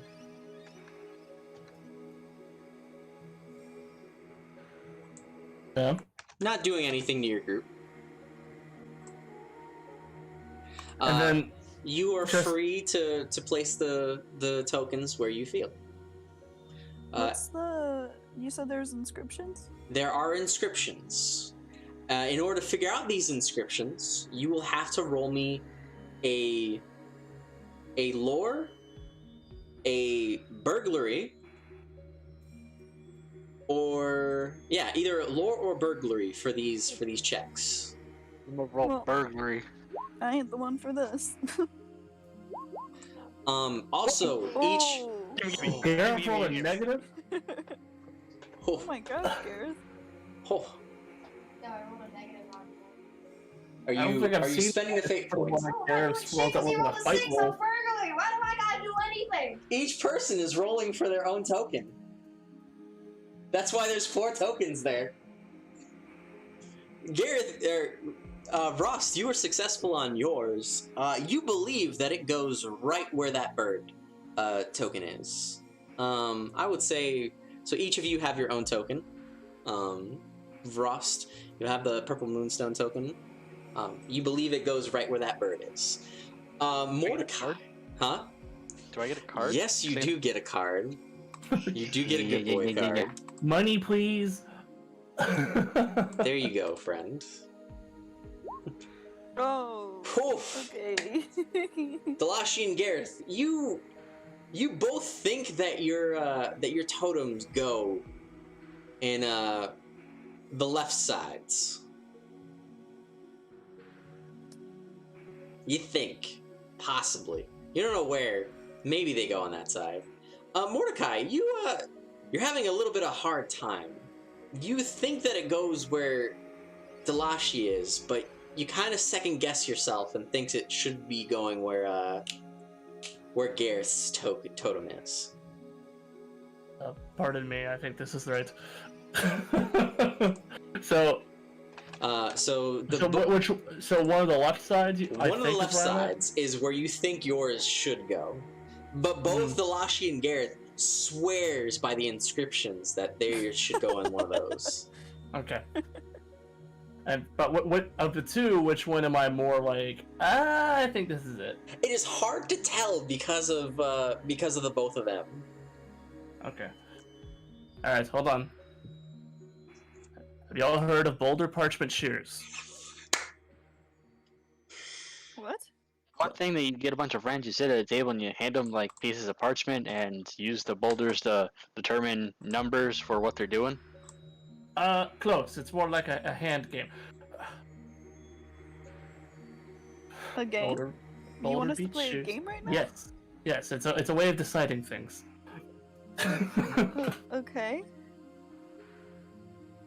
So, Boulder beats shears, shears beats parchment, parchment covers Boulder. But I don't have any shears with me. No, you make the hand signs. Oh, It's B-Mow, parts rock, that paper, is... scissors. I know exactly what you're talking about, B-Mow. Sorry, I saw B-Mow's earlier comment, and I'm like, I know that moment, and that is a terrifying moment. And also, I need to roll for something. Okay. Okay. Okay, so I make this symbol with my hand. Yes, and then we decide, out of the three of us, whoever wins, puts theirs down first. We're gonna type it into the chat box. Vrost, you roll me notice. So let me know when y'all are ready, and we'll hit enter. What are we rolling? Oh, just whether you're doing yo. Boulder, parchment, or shears. I get a Oh, fate okay, point to make that a +2, sir. Ooh, okay. Damn. Alright, spend a fate point. Bada bing, bada boom. Spend a fate point. Y'all ready? Fate point spent. Oh, wait, You notice that the loopers' mouths are somewhat salivating. But it seems like it's almost salivating acid. Alright, it's on 3. Boulder, parchment, shears. Go. Alright, Delashi wins. Delashi wins. Delashi, where would you like to put your totem? On the left side. That over roll 20. I'm gonna put it. Oh, I can't. You can hold Alt. Yeah, hold the Alt key and then put it on that. Or I can do it for you too.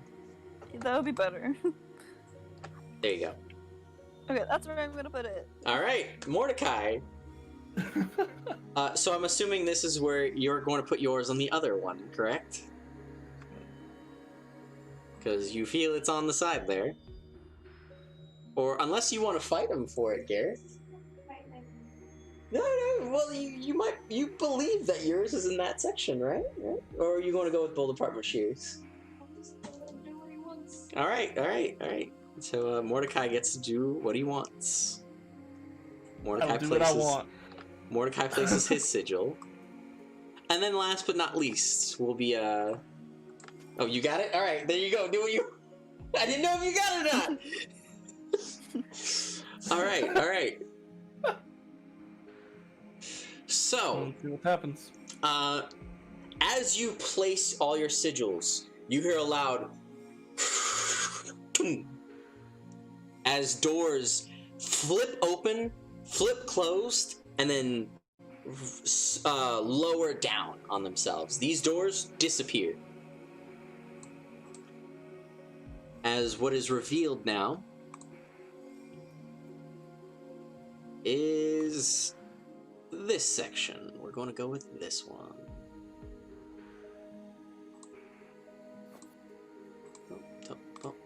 Reveal. Reveal the areas. Reveal. Sword of Omens. Give me sight beyond sight. Boulder, parchment, shears is how my mother always made me and my siblings settle debates. This works every time. Pathway. Interesting. Let me look at my reference for We should use this more often. Okay, so that leads to there. That leads there. Well, when you have as many siblings as I do, it's usually a bit of a tournament. Correct. We usually forget about what we were arguing about by the end of it. So that's How many siblings do you have? 2 correct. 4. Wow. Yeah. 2 brothers, 2 sisters. I miss them dearly. Okay. You have this pathway to go down. God damn, this was a...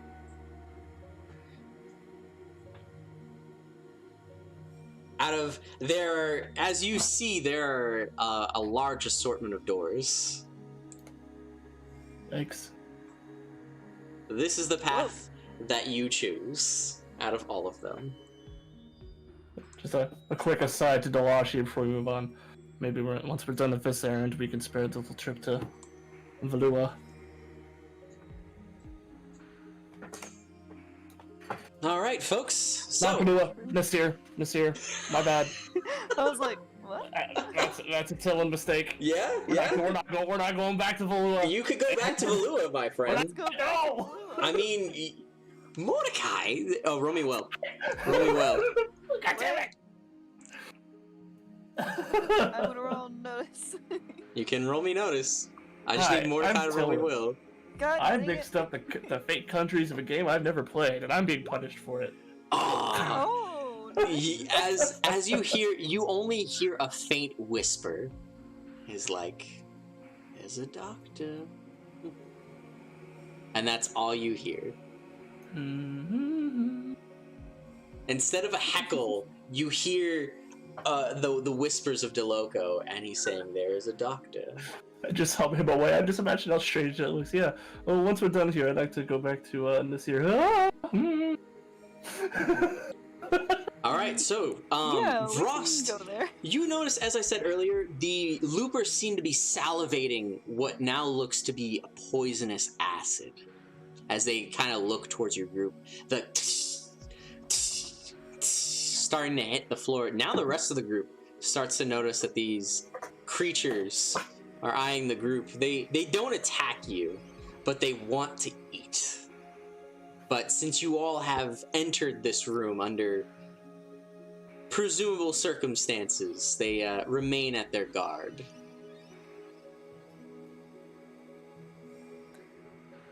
Let's just leave them alone for now. I imagine they wouldn't have been very happy if we had just gotten bored of the puzzle and blasted through the wall. I mean, Yeah, they would not have been. blasting's more fun, but okay. As your group makes the way to the only open door, you see the loopers go back over to the sigils and take them off and place them back again.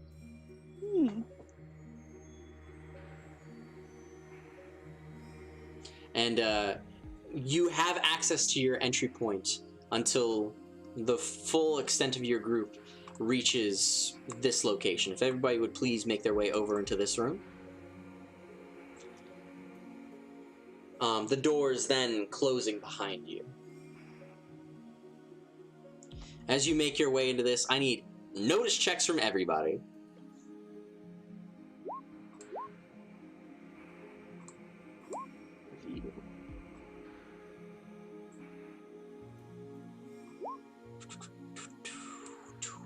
A bonus to that 4 if the eye picks up anything.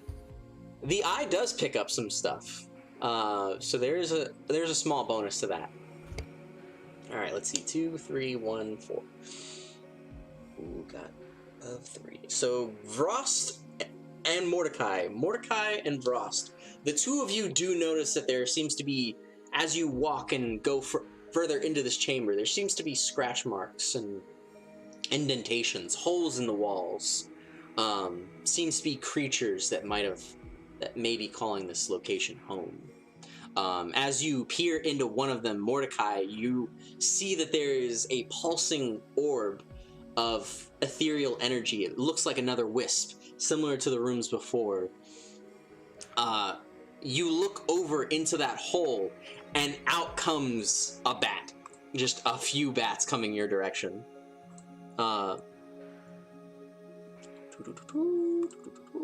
Tokens. There we go. Please give me these. There appears to be 3 creatures that pop up into your hallway, all of them looking at you. And I need Delashi and Gareth. I need both of you to roll me fighting, because they charged through Gareth.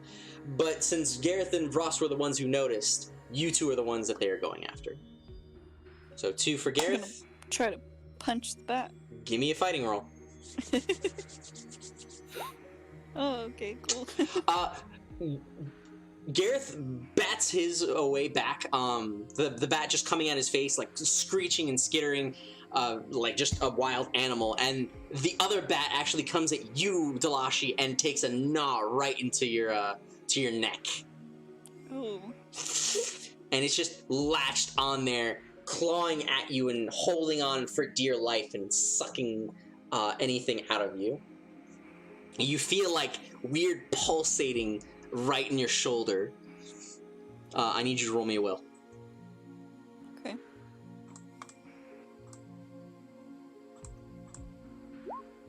I'm not having people roll initiative for this one for various reasons that you're about to find out. 3? All right, done. Yes. You passed. You passed. You feel something coursing through your veins, and as you do, you just kind of try to place your hand over the bat, and your hand glows with purple energy for the moonstone, and you kind of feel your whole chest area tighten and then relax. It's still biting at your side, but if anyone would like to help out Delashi, then more than can. The bats go just over to your sides. Vrost, go ahead, and if you'd like to attack any one of them, by all means, go ahead. How about my teammates? What am I rolling? Am I rolling the magics or am I rolling the fighting? If you're getting the one on Delashi, you're rolling the fighting. Unless you want to shoot Swear. Delashi again. If you shoot me again. Wait for it. That's the click of the pen. I'm listening. There's another skittering creature in the back. Gareth, you can roll me lore real quick. I'm going to use the butt of problem solver to help out Flashy, see if I can't get a thing off him. So, boom. Gareth, you notice that these creatures are a Tosorok and a Varkis. The bats are the Tosoroks, and the creature in the back, kind of looking over at your whole group, is just making screeches. These really weird screeches, and you see another one pop up beside it. Vross, you rolled fighting, right? What were you doing? Yep. I was hitting the bat on Delashi. You just bat it and blend it with your gun. You just immediately splatter it right, and you hit it off of Delashi, the teeth coming clean off, and just it impales itself against the wall from your hit, and it goes down. It's gone. Thank you. Squish. You're welcome. I thought it was gonna splatter on me for a second. Mordecai, you're up next. Would you like to attack any one of the creatures that are here? You do also notice that the one in the back seems to be spawning more of itself. Oh. Yeah, I was gonna skirt around. How many can I move on this grid? You can move up to 5 spaces on this grid. 1, 2, 3, 4, 5. And I'm gonna. It's kind of cramped. I'm gonna pull my my spear out and just collapse it into a short sword and just go for the swipe. Not a problem. You go for the swipe. Do both of them or just one of them? I'll be just one for now. Okay, done. Just one for now. All right. Yeah. Just roll me fighting. You clean clock it, clear, just taking it right in half. Its guts go splurting around the ground, and it looks at the other one, and it's just the other one backs up another step, and just you hear shrieks coming from it again. Okay. And then if I were to make another attack, I'd do so at disadvantage, or I'd have had to declare that in the first place that I was going. In the first place, because then it would just minus from the roll. It would minus Checking from for both rolls. understanding. That's fine. Unless you have, did you take the multi one for a fate? Yeah, I have Desert Wind, but I didn't pop a fate point for it, and we're just fighting some bats, so. Yeah, exactly. And these things aren't that strong. It seems like you can take these out with relative ease. That'll wrap up my turn. I'm gonna walk away from Mike for a second. Done. Gareth, would you like to attack one of them?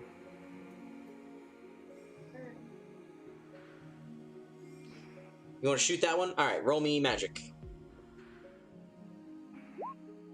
You just whip out your gun with blue magic energy, combust, slicing it, tearing it into the winds and water that combusts from your gun. With blue, the blue Yafutoman energy, or Yafutoma, and just takes care of that one. The last one I think it's just gonna run. Yeah, the last one just runs off and skitters out. You just see a clump of bone and other kind of skeletal figures amound. If everyone would roll me notice checks, I'll let you know what you all find. 2. Man, my notice. You've been That's rolling not- so bad, Delashi. I am so sorry. I don't know what's going on. Let me just help out with that notice there. Let me just You actually, one thing that you can do is you can invoke other people with your own fate points. Wait, what do you mean? So, to play devil's advocate here, if you want to invoke another player's aspect to give them a fate point, so say, like, you basically swap fate points between each other. So if you want to have or see someone be reckless because it's their trouble, you can invoke that trouble from them by giving them a fate point from yourself. Okay, so Or- it's kind of like what you do to us. Yeah, except exactly. between players. You can do that. Okay. So sorry, wanted to mention that because Vrost had mentioned, "Let me help you out there, Delash," and I'm like, well, you could invoke Delashi's inquisitive. So 2, 4, 0, 2. Mordecai, you find you actually find an arm, a robotic arm. Oh, Yep. Another arm. This Gareth says have to hand it to you. You find it is I have stats for it. It is a prosthetic arm, and it looks more recent. It looks more of current age technology. I'm back. I was listening. So I found a robotic arm off of a bat drop. No, in this That room. would feel like a video game. In this okay. room. Okay. I was about to say, goddamn. There was a robotic arm. There's a steampunk, like, mechanical prosthetic arm. Okay. And it looks of current generation technology. That's interesting. Um, So comparable to my legs, or? Not comparable to your legs. It is more along this, like... Actually, it is an Assyrian type, more engineering. It's what you would find. Vrost, you find 30 gold. Elisha's just gonna take it anyway. Elisha's just going to take it from you anyway. And Gareth, you also find another 30 gold.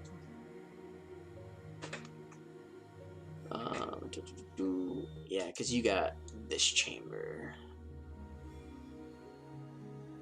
I will let you guys know, I'll peel back the curtain a bit, you did not get the worst chamber. You actually did pretty good. That's nice. But devil's advocate on wording, we also didn't get the best one. You also didn't get the best chamber. So Mark, do I get anything? You get 5 gold. Oh, okay. Yay. I didn't think I would get anything. You don't find too much, but you see the others take their aspects, and you pull away from the piles of like either clothes or other things, remains, and you find a bit of small change as well for yourself. Oh, did I get that? Hey, Gareth. Holds up the arm. High five. About needing a hand. I can't hear Erica, but I need to know Gareth's reaction. What did you say, Gareth? I said it's gonna be a high foot up your butt. Going to be a high foot up your butt. Oh, well, you're no fun. Never said it. Frost! High five. God damn it. Look at you. Look at the hand. Look at you. Look at the hand. Reluctantly gives high five. Say thank you. As the creatures dissipate from this chamber, you notice that much like the first chamber that you entered, the rest of the room shifts and alters and has that more serene presence about it. It looks again like you're on a high mountaintop where it's just forest area bound and clouds out peering into the sky.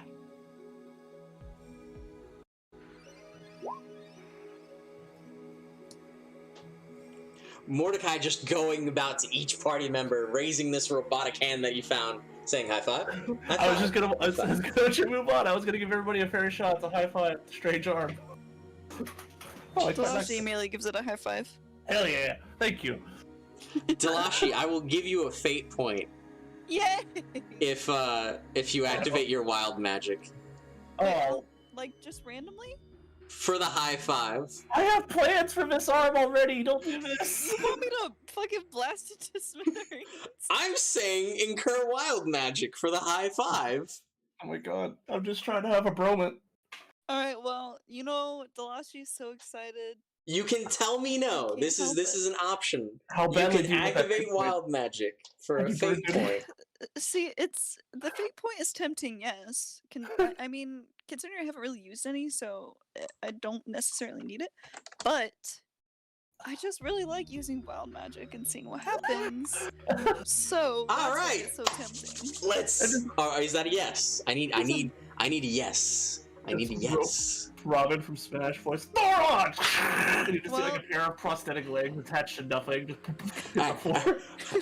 Look here, Uh, it's like the genie from the lamp. I can't give you your wish unless you say yes. Yes. All right, Oh. let's roll that wild magic. Mark, I think you know exactly what I was going to use this for. Let's see. I believe I mentioned this to you about the other arm that I have. Delashi's just really excited and wants to, like, have that bro moment. I You don't know, want get to the have, high five. I don't want to have to post-mortem tell you what I was planning on for that thing. Oh. Oh 6, no. 12, 18, 18, Oh, let me 19, write down 20. this number. It's a very familiar feeling, Delashi. Oh no. Oh, yay. Your hand glows with yellow energy. Oh no. Oh, fun. Roll me magic. Do I have any reaction time on this bullshit? roll me magic, Delashi. Now let's see how strong this is. There's the magic. Okay, this is, you feel your hand glow. It is not as strong as it was before, but it feels within the same realm and chain. It is the Electress spell. As vigorous lightning bolts shoot from your hand as you go for this high five, it energizes the hand. And energy just shoots and bolts into this hand.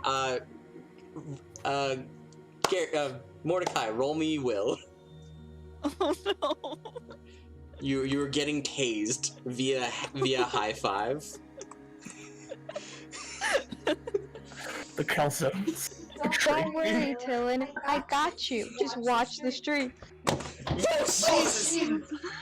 Holy shit! Stop tasing my freaking mates! Holy crap! What did you throw at me? I know, but that like whizzed by. I missed it, damn it. Holy crap! But his camera is off. No, it's fine. Oh, there we go. I'm glad I can do this in person now. Mordecai, you take 2 points of will damage. Oh my god! Yeah. Because remember, and I said this before, we're going with the flat rolls now. We turned Dark Souls mod on, but we kept throwing fire. Don't worry, you can heal. Gareth, after seeing this, would you like to heal your compatriot of their stress? What box do I put will damage in again? Is it blue? It is the blue. 2. I guess I can try. remember the green moonstone magic can heal both physical and mental stress. You just can't heal consequences. Hey, Tadashi, hi. You just the jolt of electrous energy bolting from. I'll make it 1 point because it's conducting from the arm itself. Oh, too. merciful God, I see. So it goes into the prosthetic arm, jolts through over into Mordecai's arm. Mordecai just like finger in a socket, just hair everywhere, and just gets jolted with electricity. Take your fate point, Delashi. Thanks. I don't think it was worth it. Why would you do this? I'm sorry. I didn't mean to. I assume that you are reconvening with the group that is down over here, by the way. Yes. Okay. Gareth, roll me magic if you'd like to heal. Unless you want Mordecai to suffer, then you don't have to roll anything. No.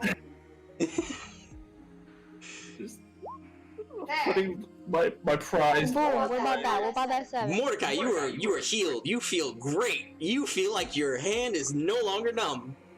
Thank you, Captain.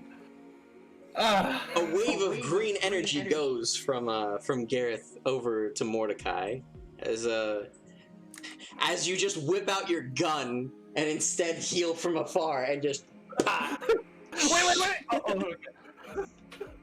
Children behave. Shoot to heal. I didn't mean to. Alright, so the rest of your group goes into the next chamber, I would say right over here, and I thought I had it on here, but let me just... Over Delicious accidentally. I need to keep our friendly fire counter on you. Have you noticed how it's only you? I have, actually!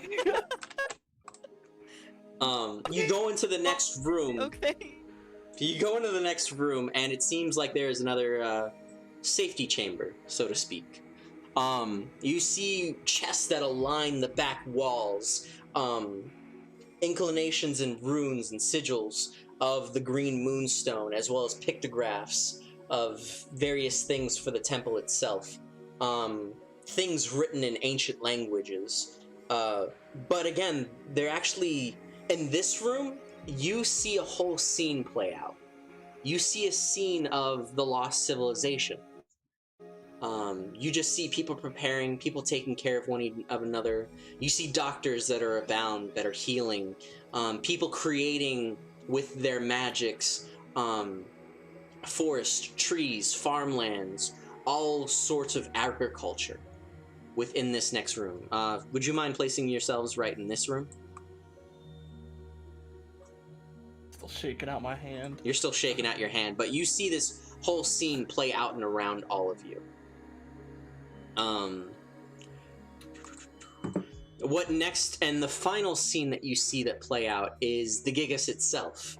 A person standing with the moonstone crystal. It's the size of both, like, you could hold it with both hands. You have to hold it with both hands. It's like, if you're seeing it on stream, it's kind of like this. It's basically the size of a Yellowstone page. Yeah, like a watermelon size. Yeah, of a green moonstone crystal. And you see one figurehead holding it, and just behind him is this towering, massive, colossal thing that is just there, and it kind of lowers its hand, like barely its pinky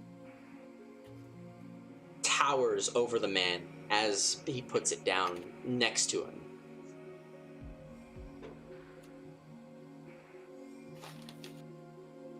And then the scene shifts and then replays. And this is just kind of playing almost like, for us, we would be playing kind of like an LCD screen. For you guys, it's like looking into like a mirror that you're just seeing images flash around. For Mordecai, it's kind of like one of those visual finders. Like there's like some base like concept of TV, I would say. Okay. So Like- this is high tech in here. This is all high tech stuff. It's like a museum LCD mural. Yes.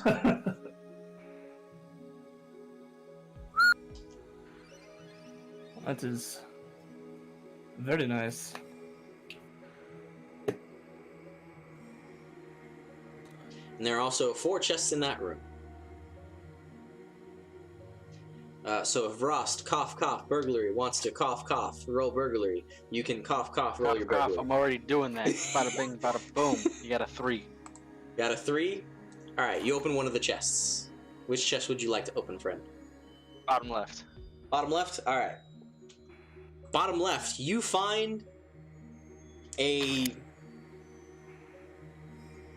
What is it? Oh, my computer just kind of fritzed out on me.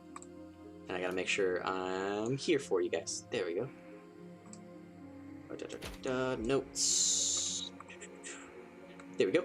You find a pouch of like 300 gold. Dang. Nice. Mark, Yep. can I use my key on one of the chests? Sure. Pictured screaming off screen. Go ahead. Use the key that Frost used in the prison to try to open one of these chests.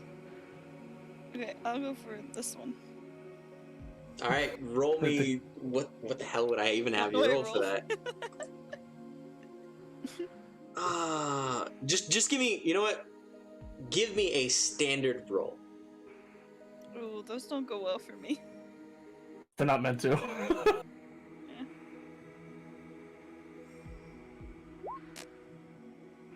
Would you like to spend a fate point to make that a +2?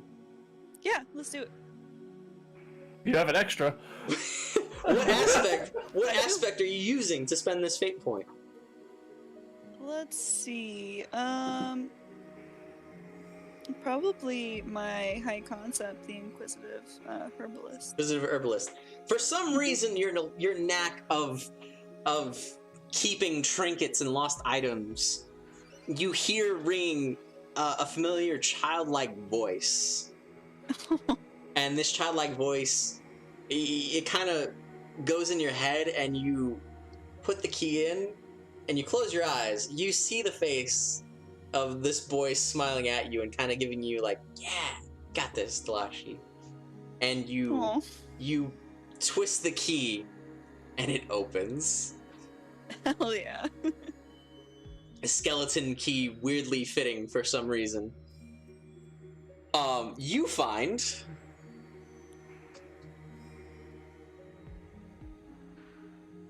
a pair of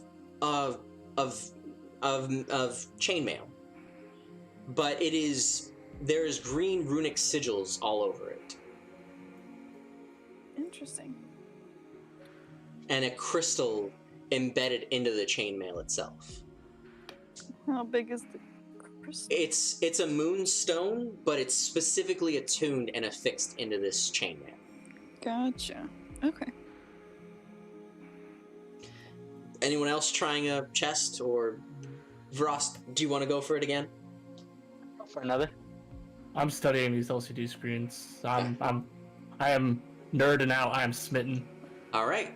Vrost, you, after like looking over at Delashi, a bit perturbed at that key once more, you're just motherfucking. This is a real key. This is a real key with your lock picking tools, and you pop open another chest. Inside that chest, Beginner's luck. inside that chest, you find a cutlass. And it is a green moonstone cutlass. Yeah, out of the chest. I look at it, look over at Gareth, be like, "Hey, you use green magic, don't you?" Well, yeah, I offer the cutlass. appreciated. There we go. Go for the next chest. Roll for the next chest. Unless Delashi tries to fight you and beat you to it. No, yeah, Alright. I want to fight it. I want to try. We're literally gonna kick the Lashi out the way, just like boot the shoulder No, let me, away. let me try. Child. Ross is like, no, get out of here with your hoodoo magic. Can I roll for nerd out on these LCD screens while this shit's happening? And see if Roll me I, like- will. Will? Yeah, roll me will. Oh fuck! I'm just trying to understand it, man. Oh, well, you're nerd. Oh, roll me crafts then. See, I like that one better. Okay. So, anyway, going back to Ross. Ross, you, like, pick, like, just kick back, Flashy. No. And, like, with your foot, you're pointing at the key, and then at, like, down, like, holding the pick and everything. You're like, no, stop. Don't make me slip, octopus. And then, you open up another chest. Inside that chest is 3 vials of green liquid. Hmm. I pick him up. I shake him. You shake them. As you shake them, they kind of glow like glow sticks with green energy. I kind of squint. I turn around. Who knows about green stuff? Oh god, everyone looks at me. Everyone looks at Garrett. Point at Gareth. Roll me Figure lore. these out. Hand to Garrett. 0. Oh. Even with that, you can basically kind of take an educated guess. These are probably potions of Sakri or Sakram or Sakras. Some form of the Sakri chain of magic that would heal you. Nice. I heard that it's pretty good. Yep, unless it looks bubbly and green. Then it's going to poison. Mordecai, you can't really take these things apart, and you kind of like try to figure out what is going on here. Like pulling, you try to take out your tools, and the moment you try to like even indent or wedge them, it almost like turns the whole thing off, and it doesn't even go through into it. Like you can't find a wedging point. You can't like really pull it off. It just seems like affixed to the temple itself almost. Damn.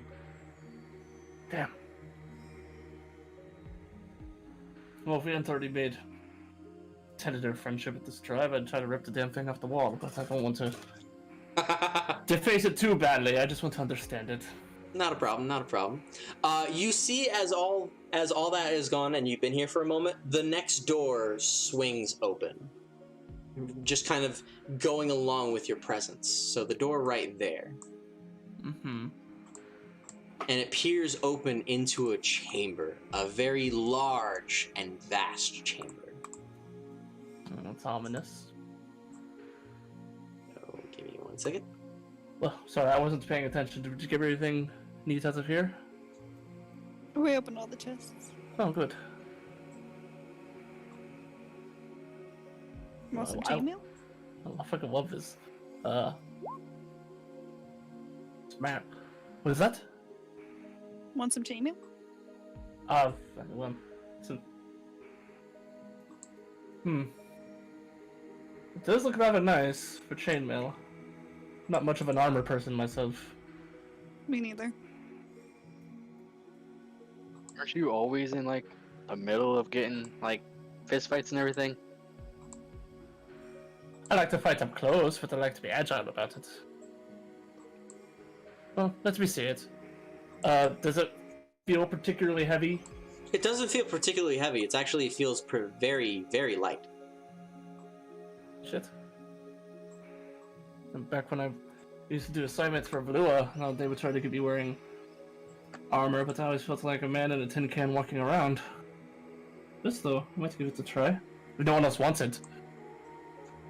I mean, I'm offering it to you.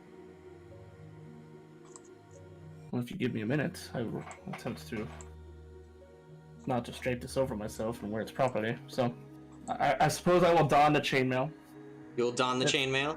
I don't know if it's like D&D where it takes an X amount of time. Let me get out.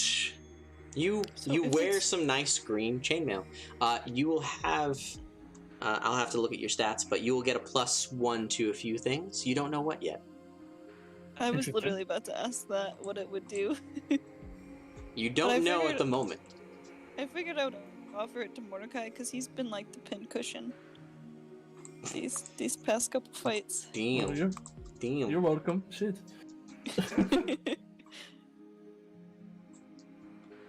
So, as your group peers into the next room, it lights up.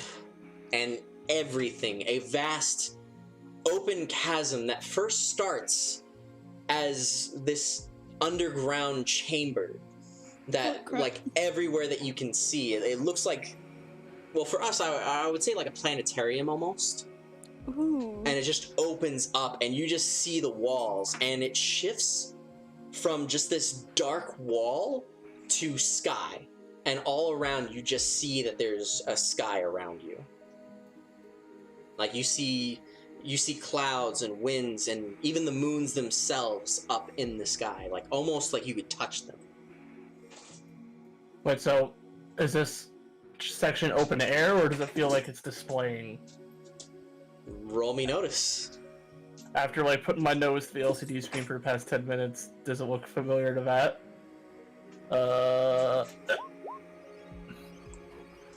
It looks very, very realistic, and you think it could be the sky. I'm not gonna burn a fate point on that.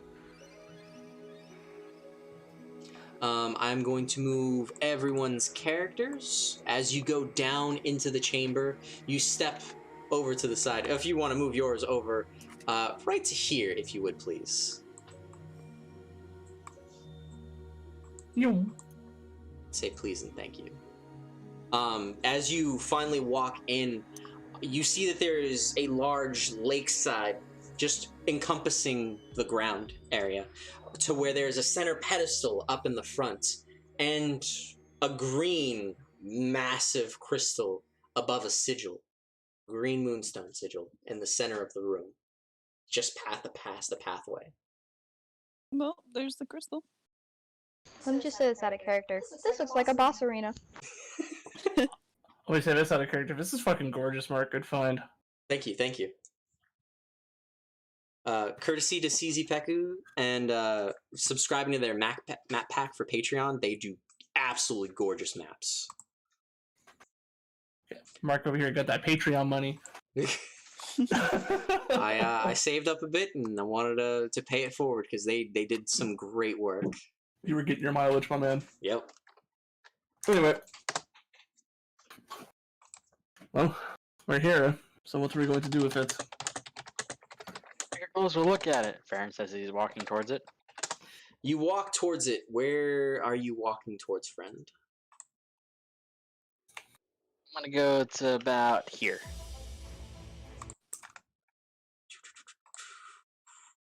Get to about there. All right. You see that there is a large glowing crystal, similar to what you saw beforehand. Turn the music off for now. A large glowing crystal in the center of this room. The sigil all around it pulsating with energy. You see the skies around you kind of shift and grow lighter.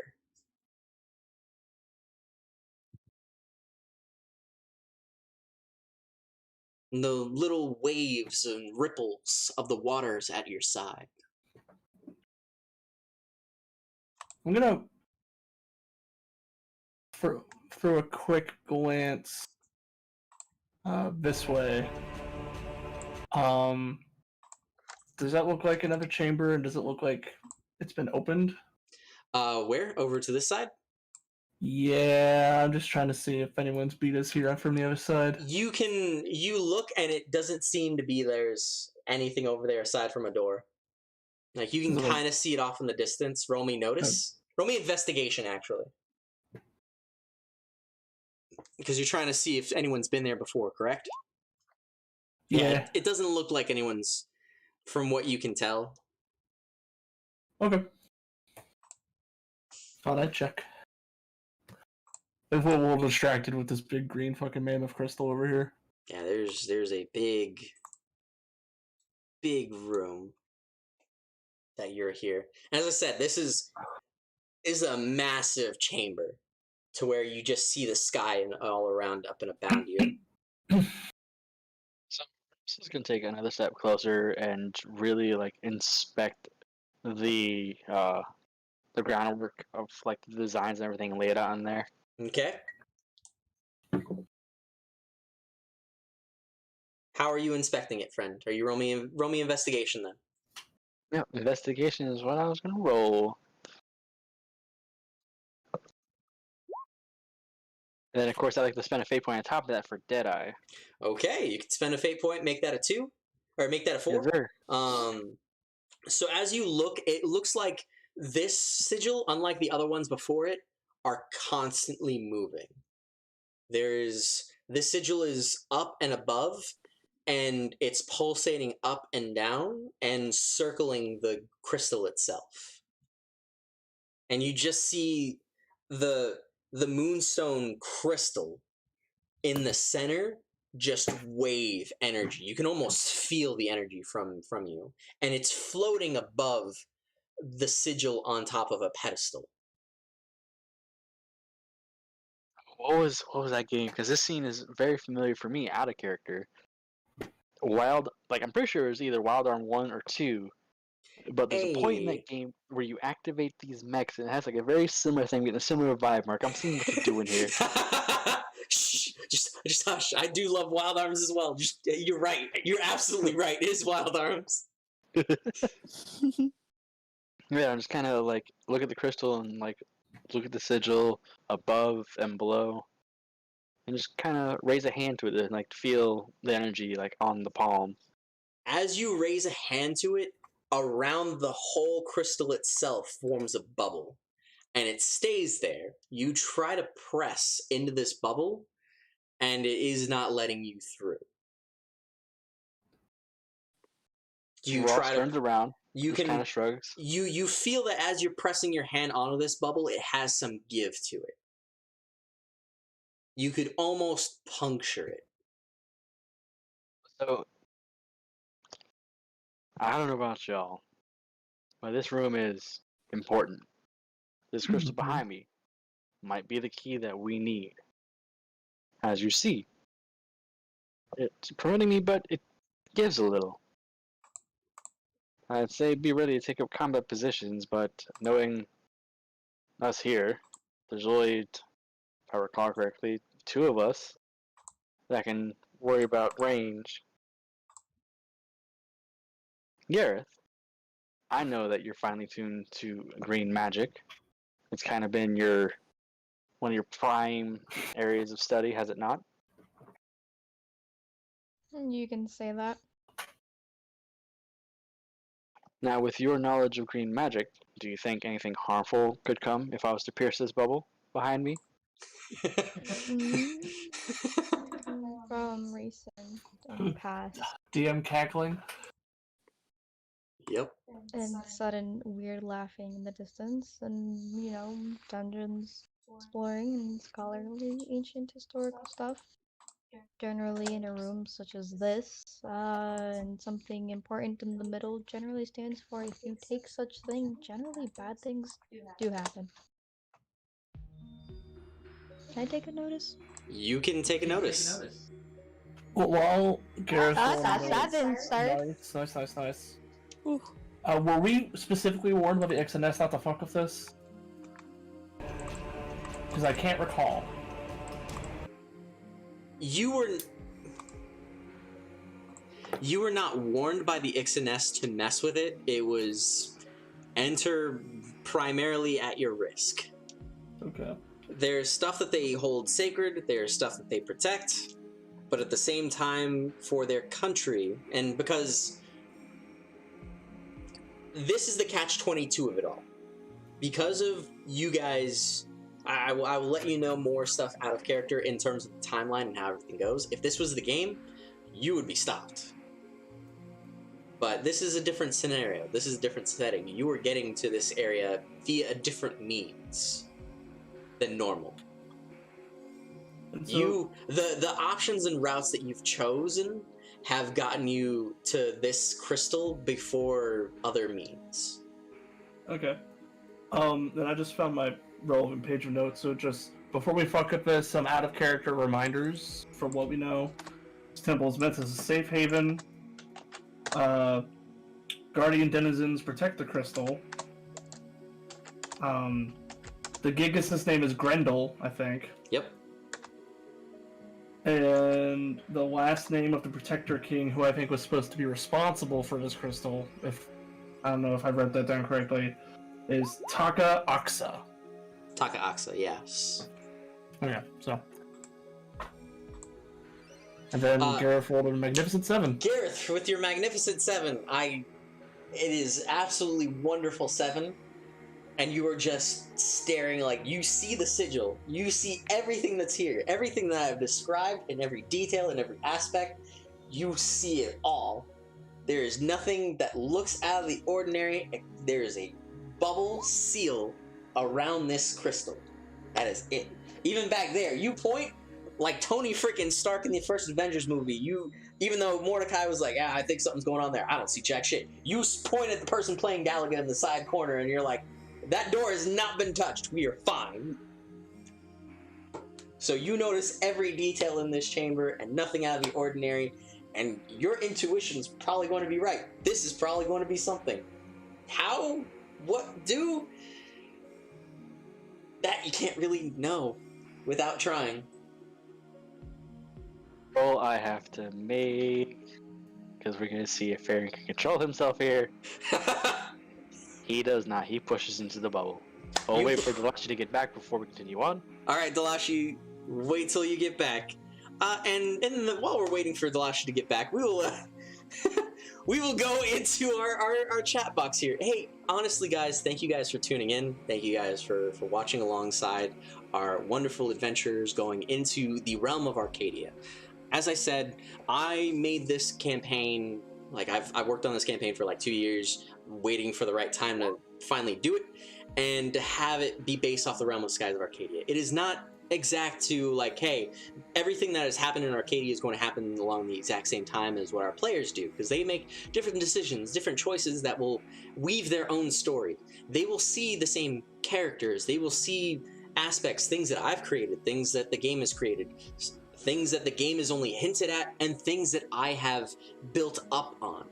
Stuff like the Black Moonstone, the Dark Rift, the Sylvialites, other nations, races, cultures within this game. And I honestly just want to thank you for being a part of this ride. And wonderfully thank my players for giving this outlet to do such. So, hello and let's continue, everybody. So, Rost, as your will and everything, your fiber of your being as a treasure hunter and a member of the Zivlin Bane clan, it just compels you to just go for this crystal. You push, and pop into the bubble. Its whole form just dissipates, dissolves at your touch as you just finally push into it enough. The sigil still remains, but now the crystal lowers itself onto the pedestal. And as it lowers onto the pedestal, the whole pedestal shoots and goes down and flat with the surface. I'm going to be changing the music here real quick. As you're doing that, yes. The spirit eye, has anything funky been happening around? The spirit eye has not, and during? Not before, but now it definitely is. So the moment he touches and into the spirit eye, you see jetting from it all the forms that you saw before.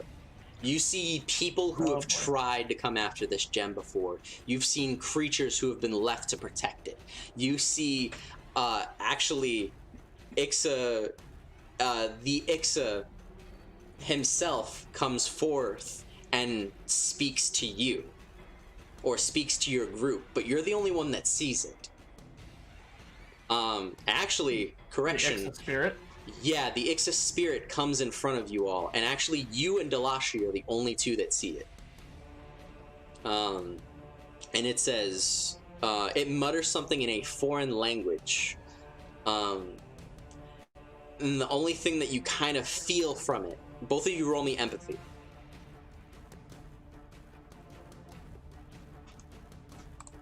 Jot down notes.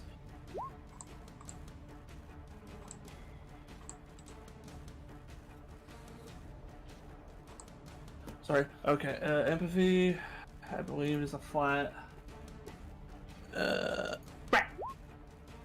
No. Okay. I'm rolling fate on that. I'm very curious about this. That is a bad roll, friend. That is a bad roll. I'm re-rolling that shit. I will take a 0. You take a 0. Delashi, it kind of speaks to you, and you kind of get some of the words, and he merely says, "Oh shit! This is what we offer. This is our protection. This is our resolve. This is our legacy."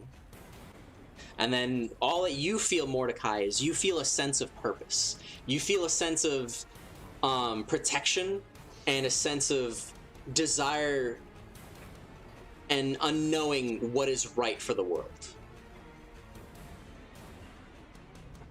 Sense of desire and unknowing of what's right? Yes.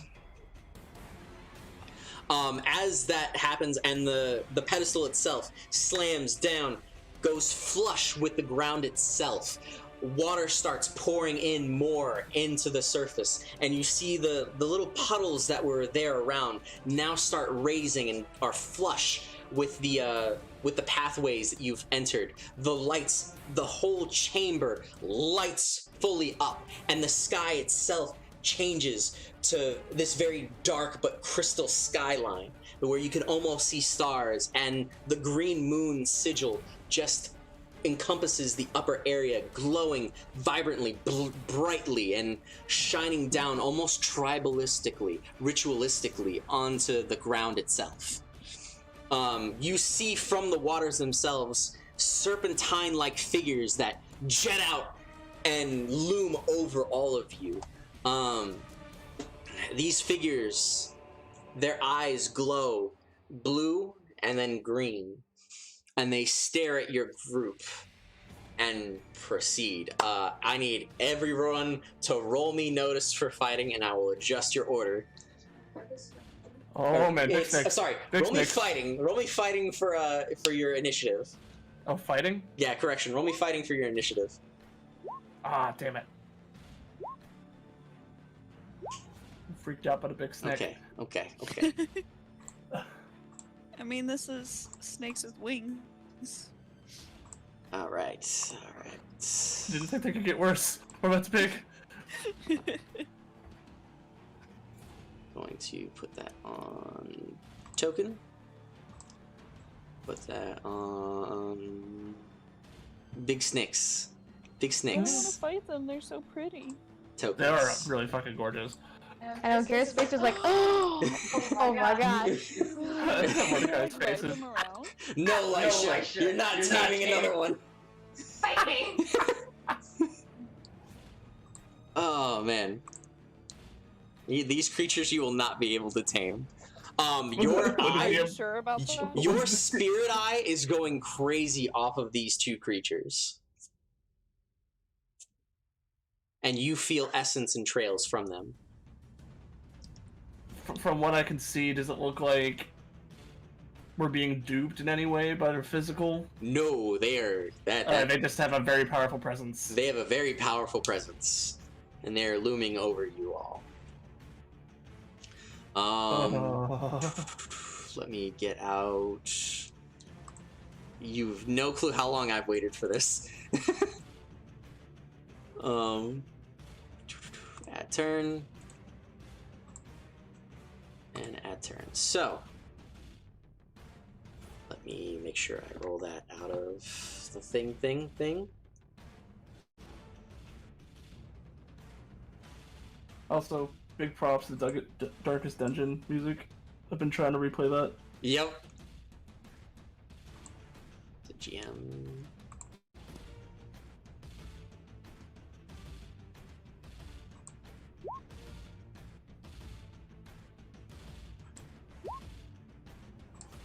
Okay. Done, done, and done. So you're going to be that. You're going to be that. So the turn order goes as follows. Vrost will be going first. Then one of I'm waiting to say it because I know Erica is going to be like, all right, I'm gonna look this shit up immediately the moment he says a name. You act like I already have to try. No metagaming!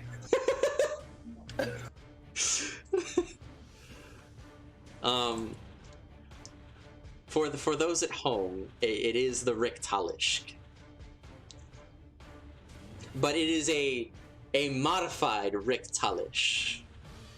So it is not the exact, but it will be that creature. So it'll be Vrost. From there, so Vrost, Richtalisch 1. Then it will be it'll be Gareth will be third. Oh wait, no, 4. Yes, so it'll be Gareth then after. Then the other Richtalisch. Then Delashi, and then Mordecai last. Alright, so that is our turn order.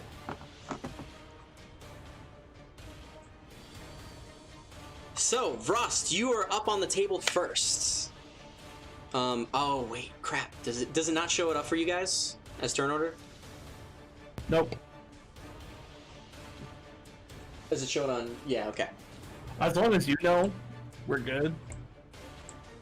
Not a problem. I do have it right here. It's just I was going to keep it for you guys. So I'll have it. Yeah, and you wrote it down, right? Okay. Yeah, I saw that thing, but I was like, that doesn't look anything like what Yeah. because that looks like a fucking chicken. Yeah, it does look like a fucking chicken. That's why this is much better. Exactly. This is much more magnificent. I love Richtalisch. That's a bot. Yeah, it's a fun boss. Because it has wonderful mass moves. So Vrost, you are the first one up. You see these mass creatures come up and about. Out of the waters, they just start screeching at you, their wings unfurled, these serpentine-esque creatures, pulsing with green moonstone energy.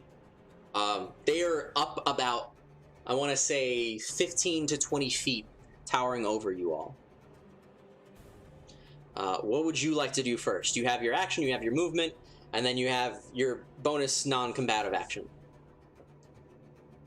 So, right now I'm facing the crystallets sitting on the ground. Yep. Two giant beasts to my left and right. Yep. They are The here, PC's behind Farron. here, and here. His hand's empty because he put his problem solver on the back. Gotcha. He reaches under his jacket, pulls out the octopus mask. All right. So kicking right off the bat, use your limit break. All right, let's go. Yes, sir. So let's Pulling out get. that Gloctopus big bad, 4 guns one way, 4 guns another way. All right, we'll get out Gloctopus. Gloctopus ho. Spend your 3 cards. Place them on the field, would you, sir? I forgot we had a custom token. We're just gonna slide them over on that side of the map. I got a full house. Oh my god. You got a full house. Summon your Gloctopus. Bam, bam, bam, bam, bam. It does. It comes out of your mask. You just shout your chant and come forth as it takes the form from the mask, taking your guns and making some of its own and just pointing them at both the creatures, seeing the sights. So you're just going to have it just go full barrage on them, right? Yes, it's gonna be 4 guns left, 4 guns right, and a little tidbit: one of the guns is gonna be the last call that he takes. Oh, shit. He wasn't ready. Oh. Oh, You got okay. to be more excited now. Okay, so something else happens then. Shit. Alright, I need you to roll me resources. Resources. Yes. The one thing I don't have on my sheet. You need to roll resources for this. Would you like to spend any amount of fate points for this? I'm gonna spend 2 fate points. 2 fate points. What aspects are you using? So, definitely locked and loaded. Alright. Because this is something that he tucked away earlier. Alright. And then Deadeye as well, being the 2 that he would use. Locked and loaded. So four total.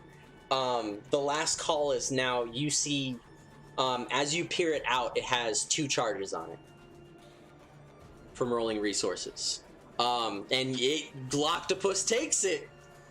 And the moment it starts its barrage of fire, it actually uses the last call first. And both Gloctopus and one of the Rictalish disappear. You know what the last call does.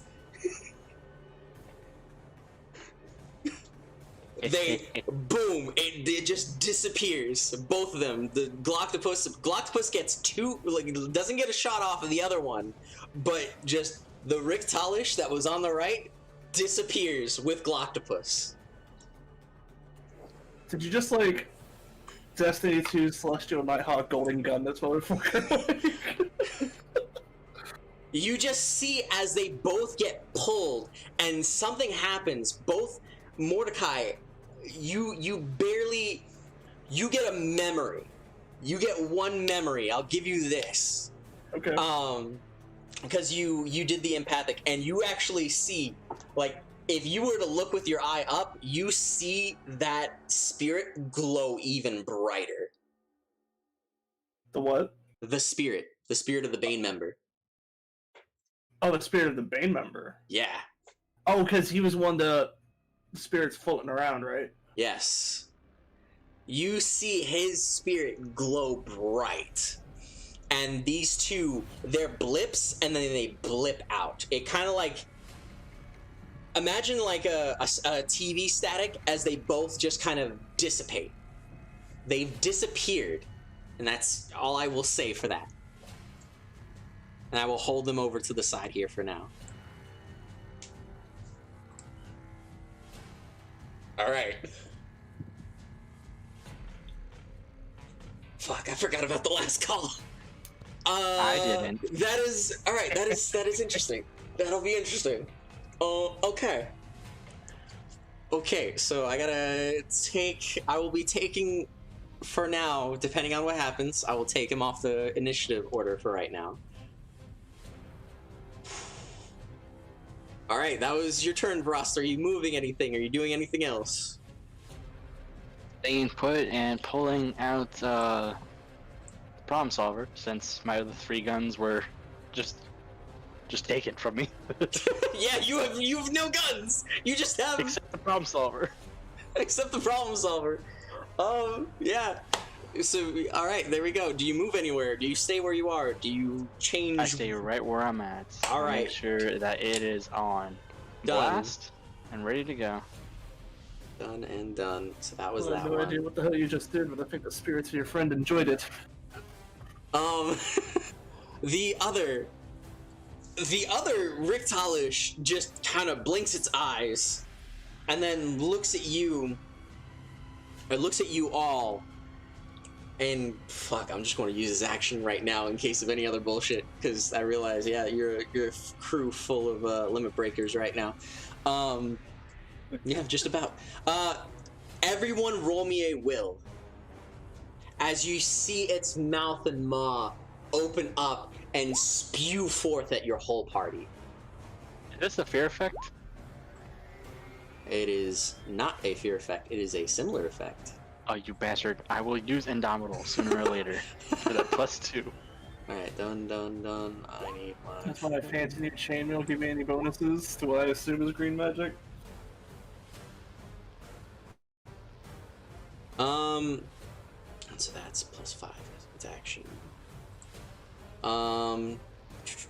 Mordecai 2, 4, 2, 2.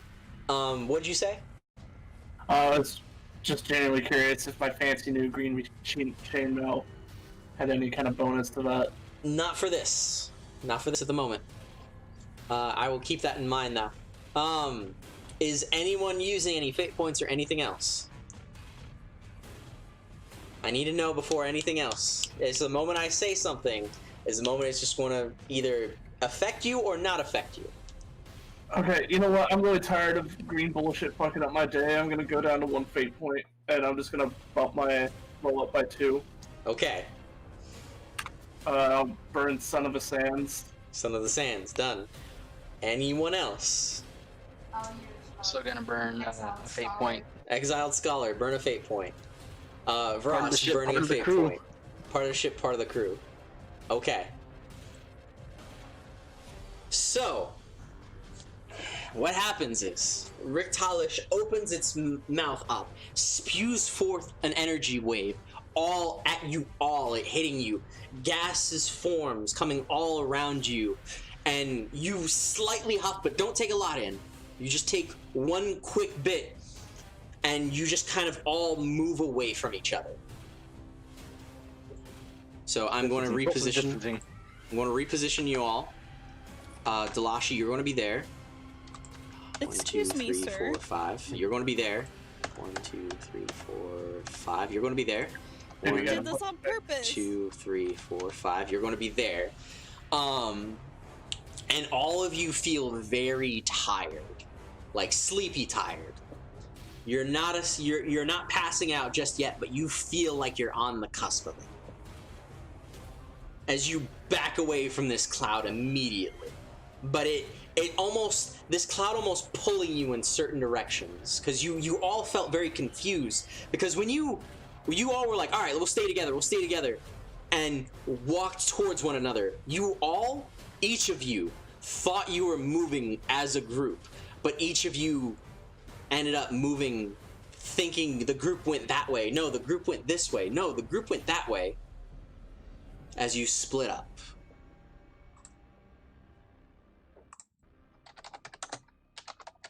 I know what I'm doing next turn. And it is going to move further into the air.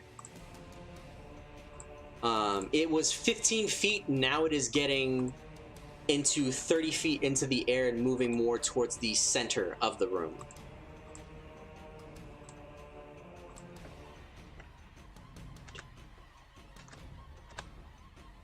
Alright, that's where it's moving.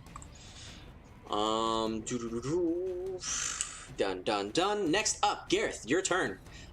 You thought you were going in one direction, but you were not.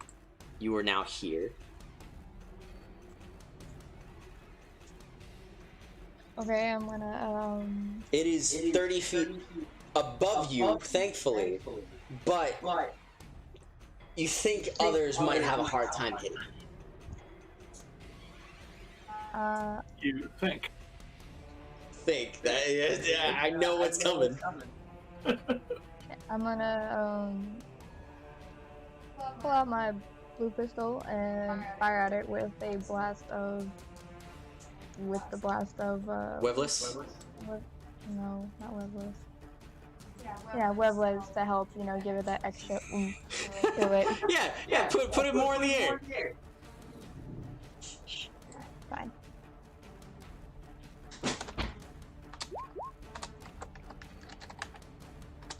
All right.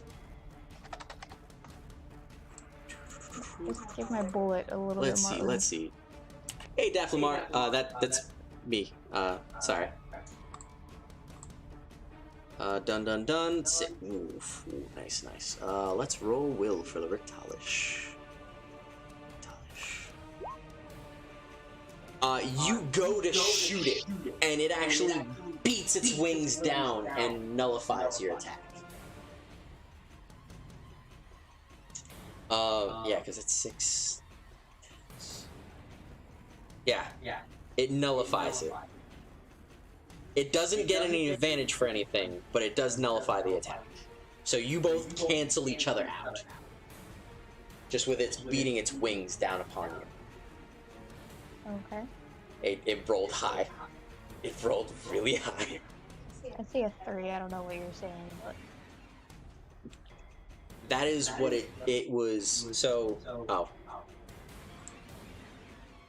You see the 3, but what over here for the stat, it has 4 to its will. okay. That's why. GM. There we go. It was supposed to remain hidden. There we go.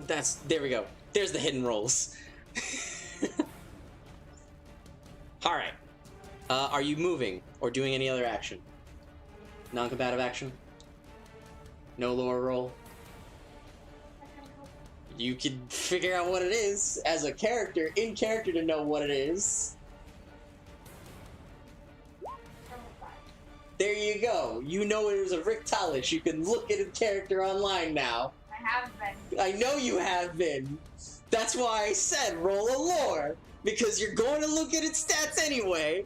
So, but I'm horrible with stats. Shit, so to me, that's just wow. That's why I just want to say, like, hey, roll me lore and I'll give it to you anyway. Next up on the queue. Well, the other one's not here, so it's going to fight in its Shadow Realm type bullshit area. As an epic battle between Galactopus and Rick Talish happens elsewhere. Let them fight. Let them fight. Jesus Christ. Okay. Dun dun dun dun dun. Alright, that's that. Delashi, you're up next. Why did you spread us all out? Why do you think? It's the monster effect. It's fine. Don't complain to me for doing DM things.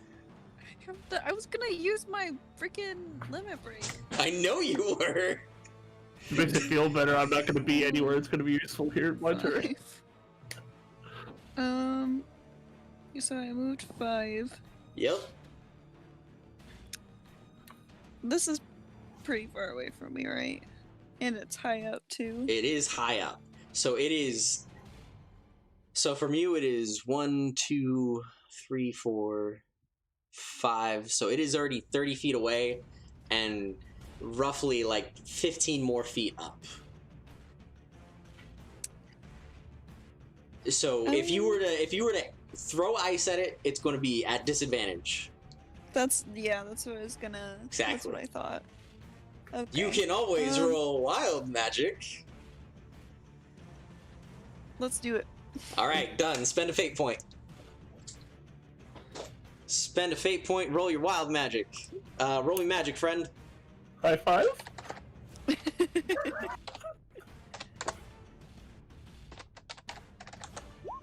Ooh.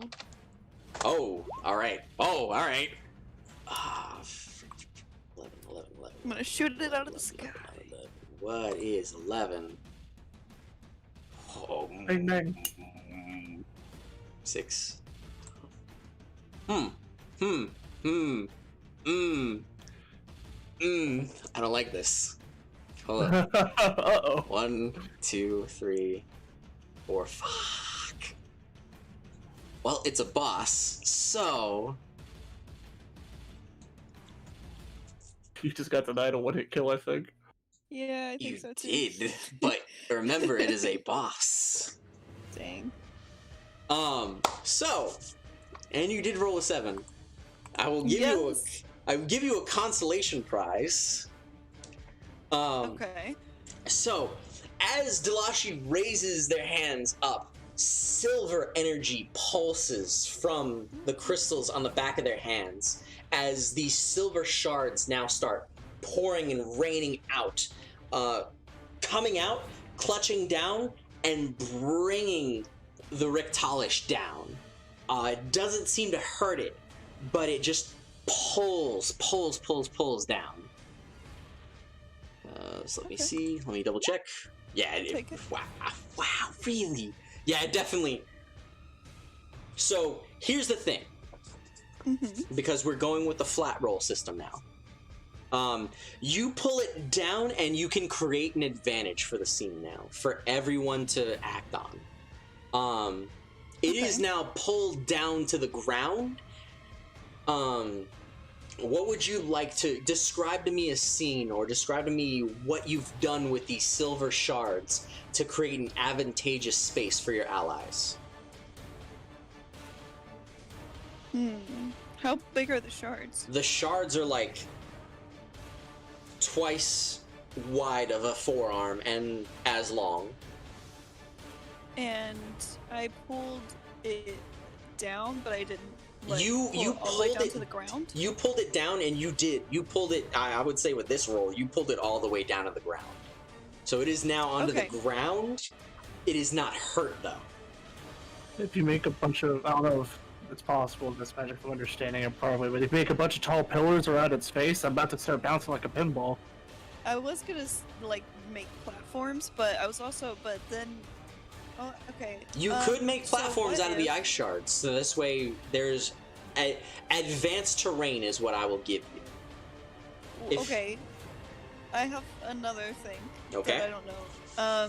What if? Because you said it didn't hurt it. It did not hurt it. Because of the nature of the spell, it was not. It cannot take down a creature of this size. Okay. Say. Okay, so Pierce is hurting, but what if it went through its feathers on its wings, but not through an actual part, like where it would damage it? Okay, so like basically taking it away its flight. And pinning it down, like into the. I would say you could pin its feathers down. It would get reactions against that. Okay. So that is up to you. What would you like to do? Would you like to take advanced terrain or pin to the ground?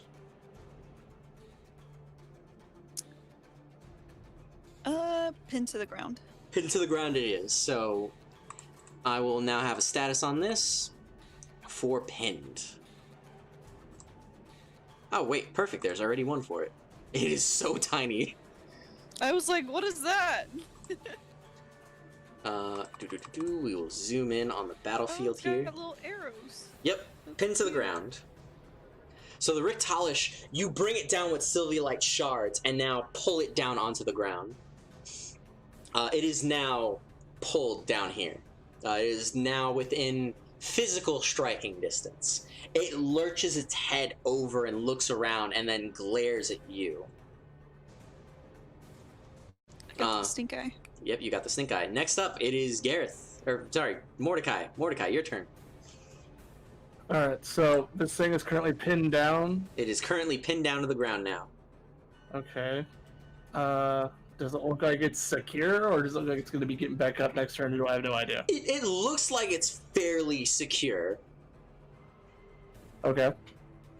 Follow-up question. How tall is the ceiling? The ceiling is massively tall. Like, it would probably spend you your whole limit break to bounce once off of it. Okay, because I was going to go super Dragoon jump and just bounce up and bounce down. You can bounce off the ceiling and then bounce right down, but that is your full limit break there.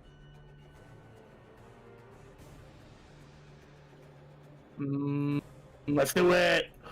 Let's do it. All right. So spend your cards. Put your cards over to the side, friend. How do we... Oh, there we go. Dink, dink, dink. Oh, you got him. All right. I got him. So, pew! Star diver. Storm diving. All right. Roll me fighting. It just gets its base. It doesn't get any. Well, actually, yeah, it doesn't get. It just gets a roll. If I'm burning my load break on this, I'm gonna... Your limit break already has base points, but I'm suggesting any added damage to it. So this is all up to you, friend.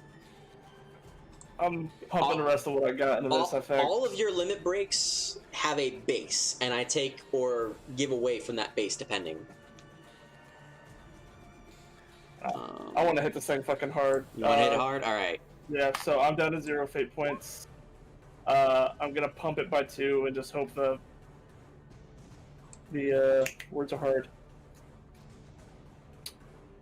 The limit break bonus does the rest, and I'll pump it with a sundered spear. All right, you with your limit break, you come up and you crash down upon it, and you take one of its wings off. You slam down, jumping as fast as you can, with your legs getting that vibration, the whole pulsation through your body. You jet, pulse, pound from the ground. You take such a leap, it leaves a dent on the floor. Go all the way to the ceiling of this area, and then put your feet up, ready, kick off with such force it leaves a dent up there now. You come sundering down like the spear that you are onto its wing and clip it clear off. Slide.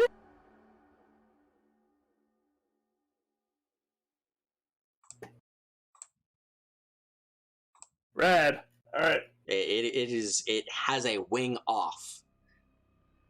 It looks hurt Damn. and pissed. Oh. That'll be my turn. That's plenty. All right. Move your figure token right. Yeah, you're right onto it. Just put it next to the wing joint. I don't know.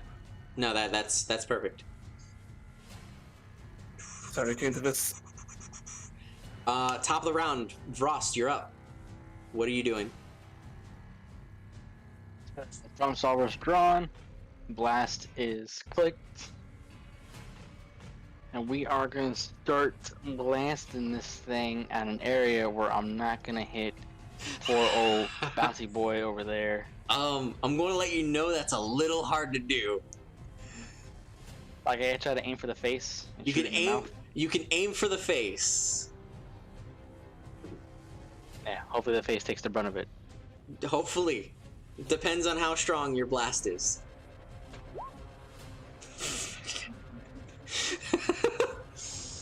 Oh, add the marker to the counter. All right. Oh. Alrighty. So, in an interesting turn of events. Fuck. Damn, that was great. I'm sorry, Frost. Mordecai, you don't have to worry. As Frost takes his gun, problem solver, lines it with the red energy, takes a shot at Pyron right in front of its face. It actually opens its mouth and eats the blast and gulps it down. Russia I will shit what? you not. You can come in here and look at this. No, I heard you. I trust you. I'm not You can look at this all plus roll. Give yourself a fate card. I don't know.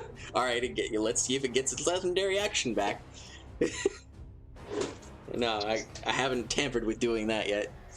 I still have my non-combat and my movement, yeah? Yeah, you still have your non-combat and your movement. Can I action roll to, like, get behind the crystal? Remember, I said the crystal lowered, the whole pedestal lowered and is flush with the ground. So it went into the ground and is flush there. Right, so I could, like, lay prone next to it and try to get some sort of cover. Or is it not that big of a crystal? No, Is my mind going too the big? crystal is in the ground. It's flush. Flush is it's in. Okay. Yes, it's in. It's indented in. You can step on there and it's a flat surface. You can roll a wheelchair over that. I'm just gonna action roll this way. There you go. You can action roll that way. Dive roll. Yeah. Boom. Let's go. Damn bird dragon thing ate my blast. No. All right. So it is its turn. You know what? I thank you for the wonderful idea. I'm going to see if it gets its breath back. It does not. No, it does not. So who is Mordecai or Dalashi? Who is? You grounded it. You took its fucking arm off. Wing. Which one does it hate more? Which one does it Which one hate of more? us? Mordecai, roll me fighting.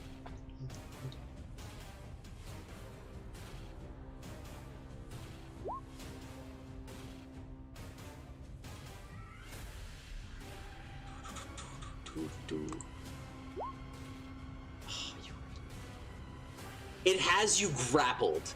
Its tail whips around and slithers around you and has you. It's clutching around you. It doesn't do any damage, but it has you held there. Damn.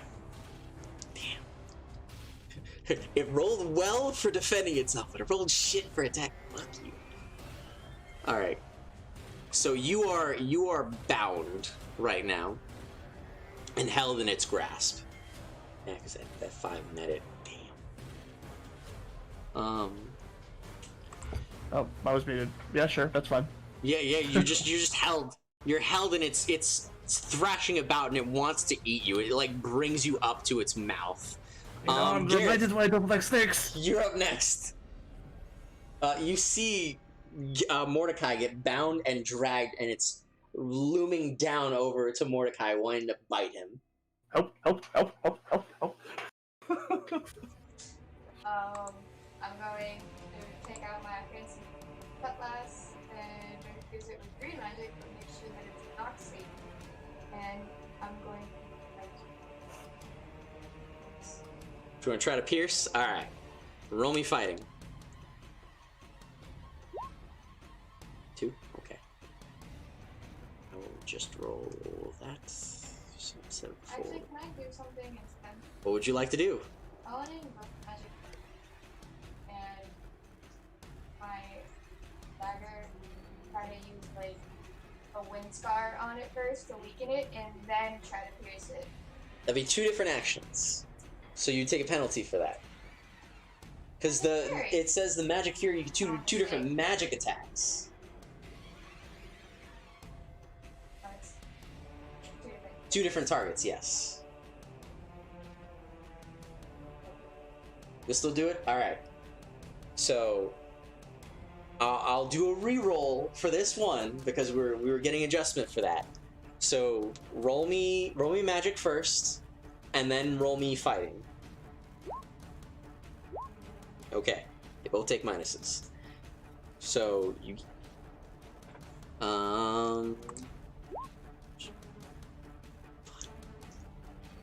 okay, so the magic hits the sword.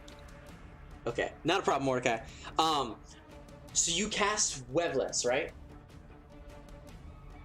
Right? Or I just wind scar it. you windscar it? Okay. So you just attack and then strike it. The magic does pierce it and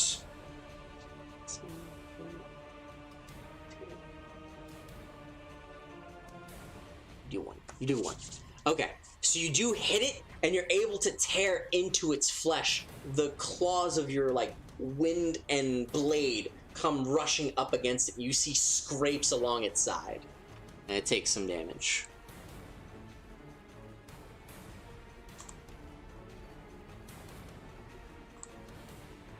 It has a...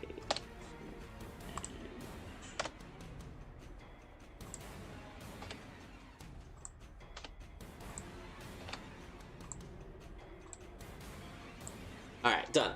Are you moving or doing any other action? Alright, done. Step back a bit. So it is the second turn. Galactopus and the other Rick Talish come back. Both looking heavily beaten, battered, and bruised. Galactopus is missing some arms. Oh my fucking god. And the Rick Talish has holes and punctures throughout its entire body. And is missing an eye.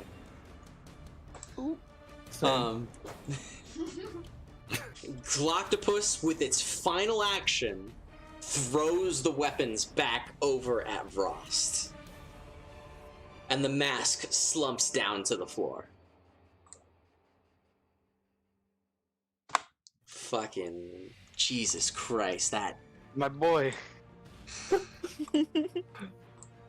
You have 8. You've only that much I left. still don't understand what that thing is, but it's no boy. It's just a man. Jesus.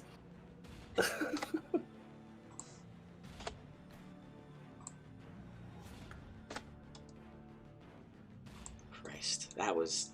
So somewhere else, there was horrendous and epic battle. No one got to see. No one knows what the hell happened. But all you see is the scattered remains of the two creatures and titans coming back into the fray. Out of character. It's gonna be hysterical. We get the Valua and you hear people like, "Hey, did you see that giant octopus like appear out of nowhere like 3 months ago? Yeah, you saw it too? Yeah, it was fighting like some snake bird thing. Like, yeah. How crazy would that be? It'd be hysterical. Jeez. Just like in a fucking parking lot somewhere. Christ. Yeah, and Galactopus was missing some arms from that. And, like, the Richtalish, as I said, it has puncture holes, it is missing an eye, there are charred, like, bits of its wings and feathers. It's no longer a Galacticon. Oh, like a WinCon? No, I'll stop. I'll get my boy fixed. Don't worry, Galactopus. Its ethereal form retreats back into the mask, as I said. It's laying down there. But it I gives can't you... believe you actually got the fucking green light for a Galactopus in Brick. He hasn't even gotten his second form, too, with the mini Galactopuses. With the mustaches? With the mustaches. Spoilers! Anyway, so the Richtalish doesn't even get its turn right now, the secondary one. It just comes back. It's now on the ground, huffing and looking at the rest, trying to gather what the frick just happened. As it looks over your group and then sees its partner, severed arm, severed wing, and is like, alright, this is fun. I didn't sign up for this. Delashi, you're next. Shit. What are you doing, Delashi? Okay, so this one here, Yep. it's still pinned, right? It is pinned, it is it is missing one wing, and it's taking a bit of damage. The other Okay. one looks like it's taking more damage, though. Okay. How many fate points do I have now? You should have 5 have- left. 5 or 4. Yeah. I got an extra one. You got the I extra start one. With 5, right? Yeah. You got the Okay. extra one, and then I you used spent that it. one on the key, and then I used another one Yep. to pin it, so I have 4. Okay. Yes. Um, Are you going to spend another magic point for wild magic? no, I'm gonna... Could I use Moon's Wrath? I would have to move, right? Oh, wait. I would... Yeah. All right. What? It has to be within touching distance, right? Yes. It has to Okay, be within so- touching distance. So, would that be touching? Oh, you are so lucky. That's barely touching. Yeah, you can use Moon's Wrath. Okay. I'd like to do All that. right. So you're spending a fate Just- point to do your Yes. aspect of Moon's Wrath. Yes. All right.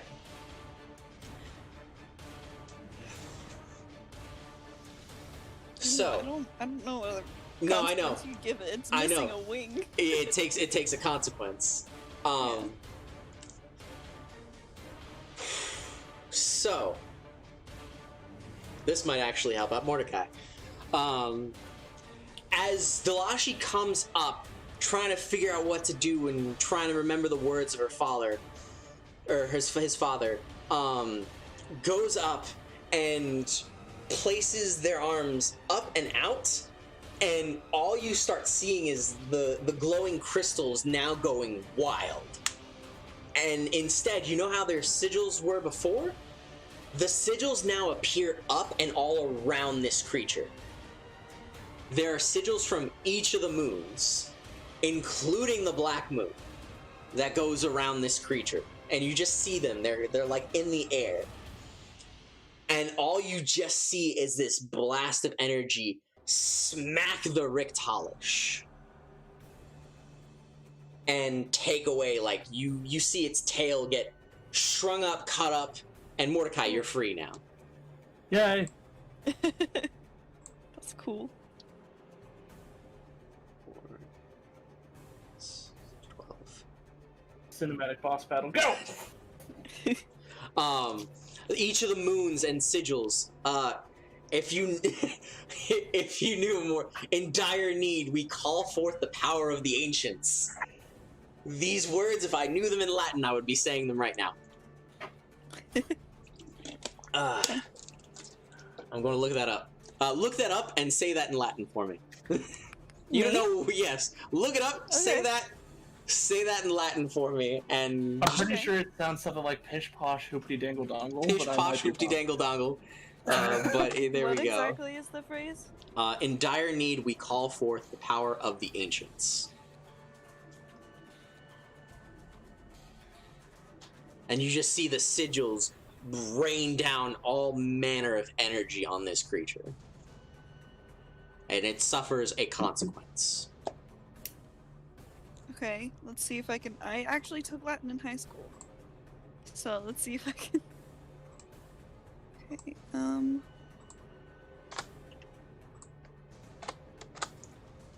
For tutum vocamus indigent antiquorum. Hey! Wonderful, Delashi, wonderful. Thank you. Thanks. I wish I don't know if your boy is still here, Tillin, but he would appreciate that. I don't know, Be- B-Mal, you still watching? If B-Mal was there, that is that. It's Moon's Wrath. So that was that. You moved. So that is your turn. Mordecai, Yeah, that's good. it is your turn. What are you doing? I'm gonna try to put this thing out of its misery. Okay, you may certainly try. So it's still kind of pinned down to the front. Its tail is fucked up beyond recognition. It's missing a wing. Yep. I'm It is, just gonna, it is still seeming like it wants to fight, though. yeah. Calling back to my desert hunting heritage, with big beast, there's usually a soft spot where the skull meets the first neck vertebrae, so I'm gonna try to get up to that and just dunk my spear in. All right. 5. All right. Yeah. Just trying to make this all quick, painless. You are, as you try to dink your spear into it, it tenses its muscles in, and you try to jam it in there, and it's flexing enough with its scales and feathers that you just can't quite seem to pierce it.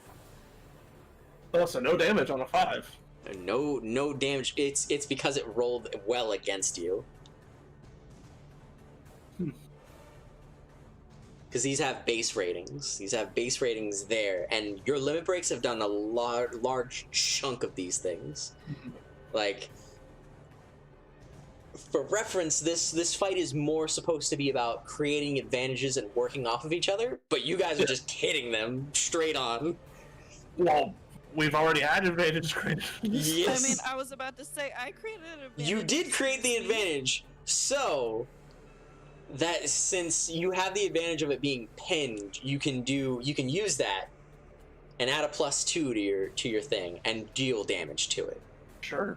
So there we go. I wasn't trying to argue with you. No. That was a good point to make, because Delashi did make an advantage for you, and it's about adding in that aspect of pin down. So it is free invocable aspects. If I had a fate point left, I would have done Son of the Sands, because that I'm just trying to employ an old, like, I've been trying to put it out of its misery. Yeah. So it suffers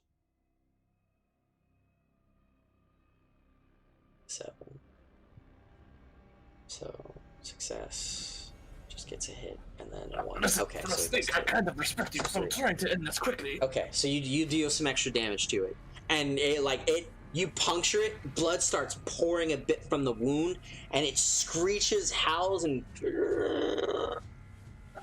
reels at you. If my spear has purchased, I'm just like hanging on. Okay, you can try to hang on. Done. Mordecai, that's the end of the round. Top of the round. Vrost, your move. What are you doing, friend? Non-combative action. I like to grab the guns Galactopus threw at me and put them in their appropriate sheaths. Got it. Done. And then actual action. Looking at the one Galactopus brought back, which side is missing? Is it missing its left eye or right eye? It's missing its left eye. Okay, so I would be within its blind spot, quote unquote. Correct. There you go. So I'm gonna taking move advantage here. of the blind spot. Yep. We're gonna move over here, and I'm gonna aim right at that eye socket, and I'm gonna let the problem solver rip. I will give you extra damage for that. Yes. There we go. I hope it's enough. All right, there we go. You were able to hit it. You take aim with your rifle, firing. Was this the pierce or the blast? This is the blast. The blast. So you reel up, go up, and take a fire. With your problem solver, the rifle charging with Pyron energy, and just jetting. Kind of like how the freaking combustion man in Avatar: The Last Airbender does it. It's kind of like, and just blasting that section. And he takes a bit of damage. Enough for? Oh, is that enough for?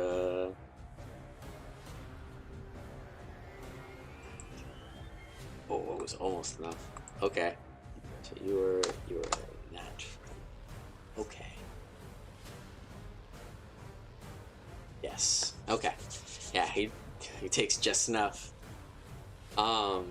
He is definitely hurt. Oh wait, no. Oh, that was physical. I had physical correction. So that was 3. That should be 3 now. There we go. He's reeling from that pain. You see the blast almost go into the eye socket and combust right there, jostling and knocking him down, hitting him down further. He slams his head onto the ground, trying to look around, scrounge around, anything, barely looking just enough at your direction to try to see where you are, and he is not able to see. And that is that. Anything else? That was action, movement, and yeah, all 3 for Frost. So now this one's turn. This Richtalish is going to try to do whatever it can.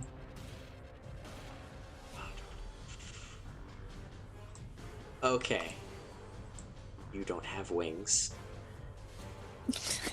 You don't have a wing. I feel so bad for them.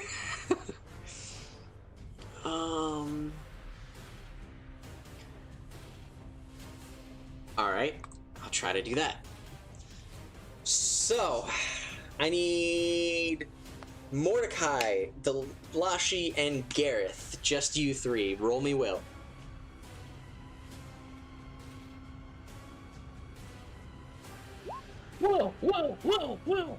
Will. Will Nye the science guy. That wasn't very good.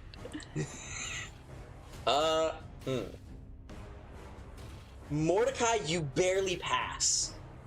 Delashi and Gareth, both of you just drop down and pass out. You fall asleep. You feel your bodies get heavy. As this creature's eye rears its head up, looks at all of you, and its eyes flash.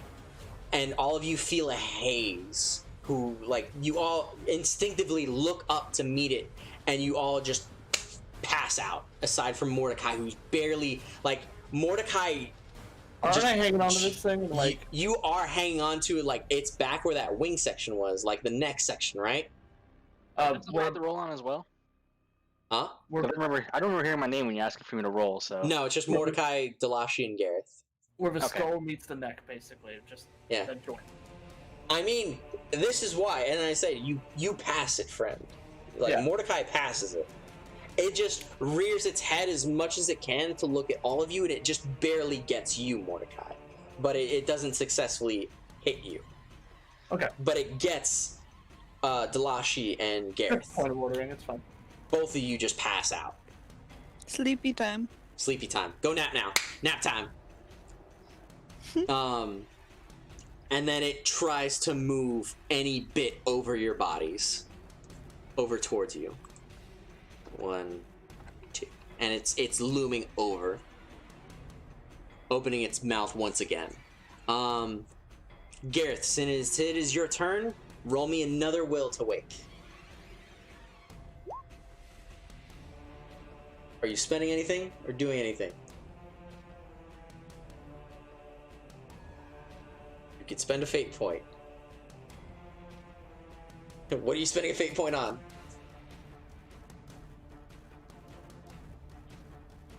Hyperfocus?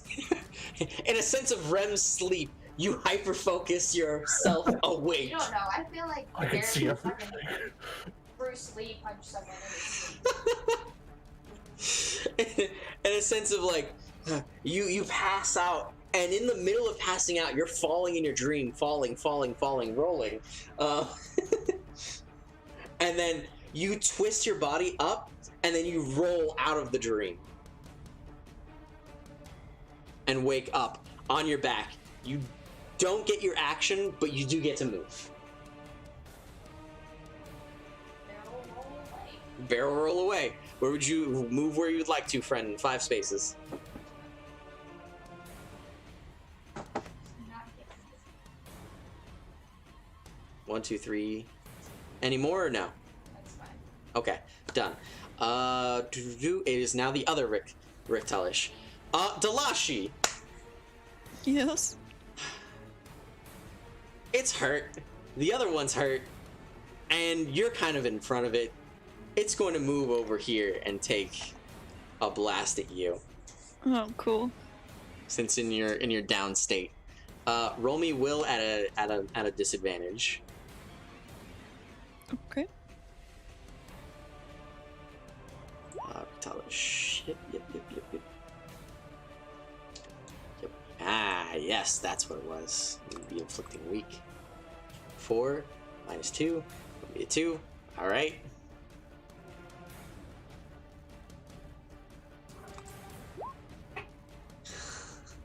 You son of a bitch. Alright, that's still at least that's still at least enough. Delashi, Mm-hmm. take 3 points of will. Oh my god. Yeah. As it opens its mouth and just screeches, pierce, hit. You wake up from this noise and it just reverberates, shattering, and like your ears almost feel like they're bleeding. As it, like this deafening screech just comes right at you in like almost a compounded sonic wave. So take 3 points of will. Which color is it? The blue? The blue. And it will move a little bit somewhat into the water. And that'll be that. Cool. I'm gonna... Delashi, it is now your turn. You're awake now at least, so you don't get the minus from that. Okay. What's the one in front of me doing right now? In front of you, it's looming over to hit you.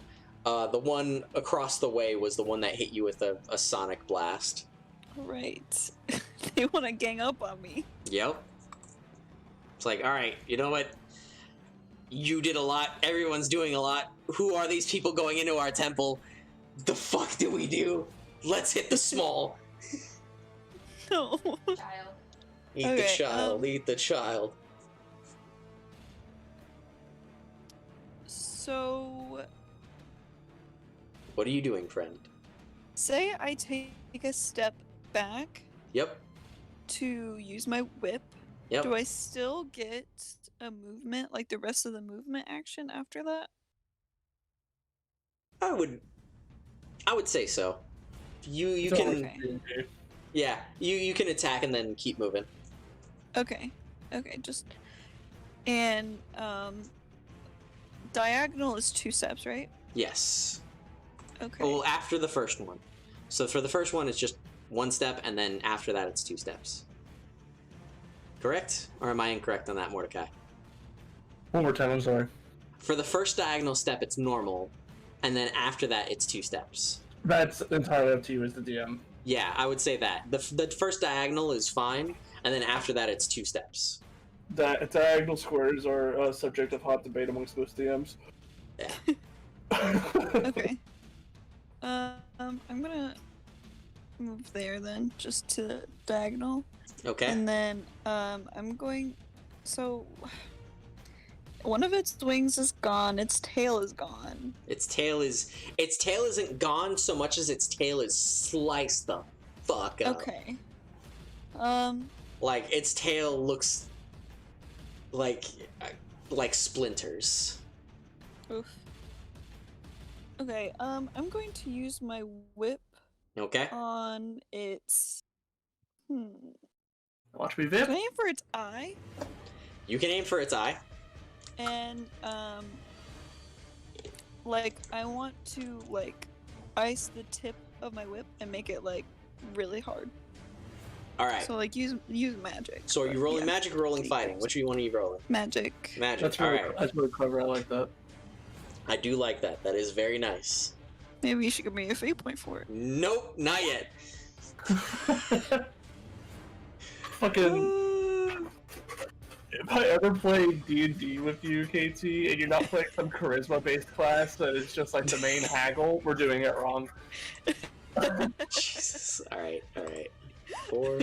Oh fuck. So even with the That would be great. I will never ever in my life try to sell something to you. so we're doing shift of.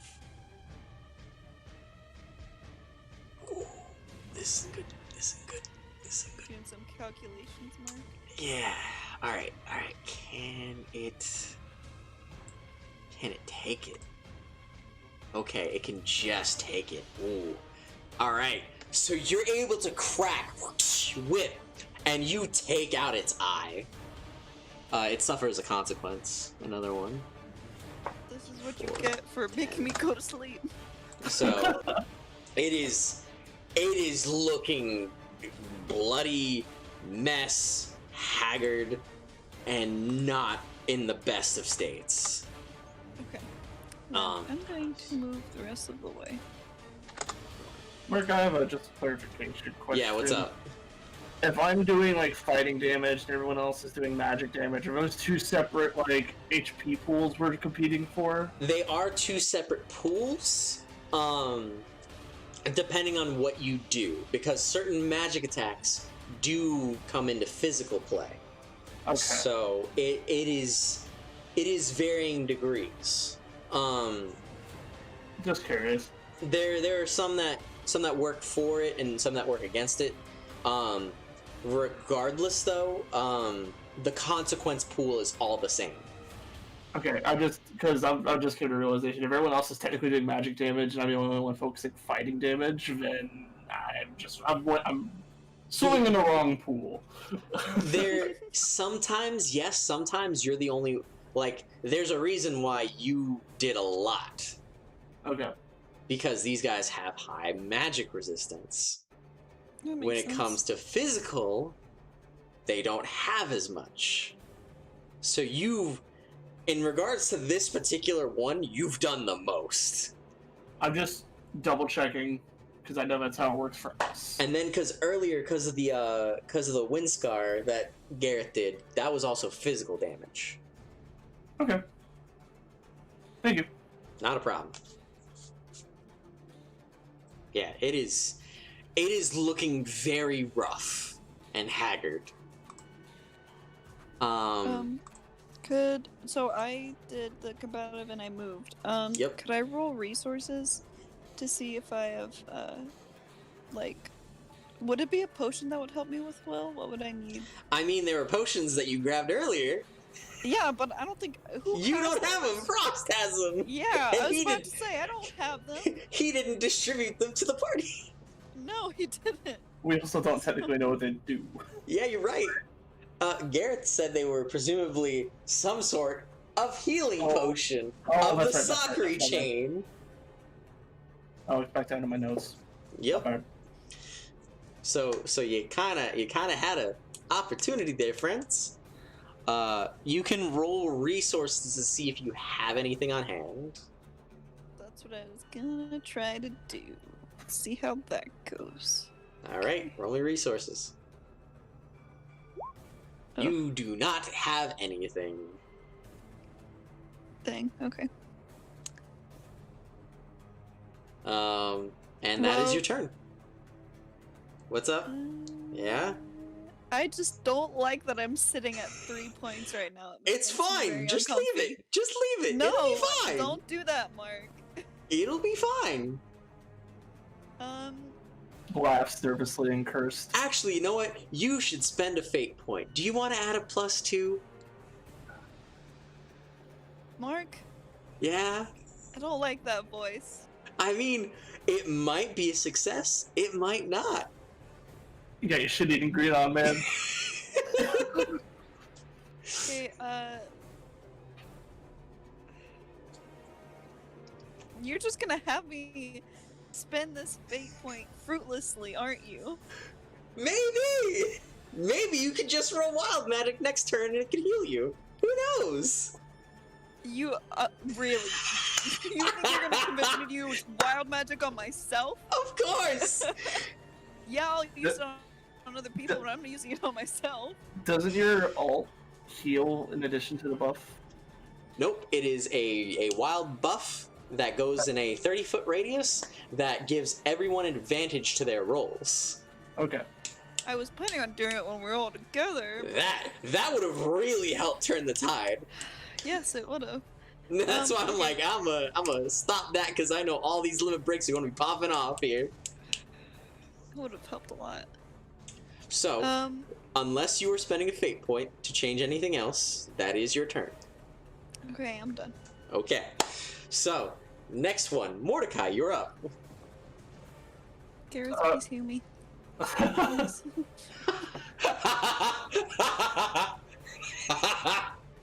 If this thing's thrashing around, I've still got my spear in, and I think I've got it in the right spot.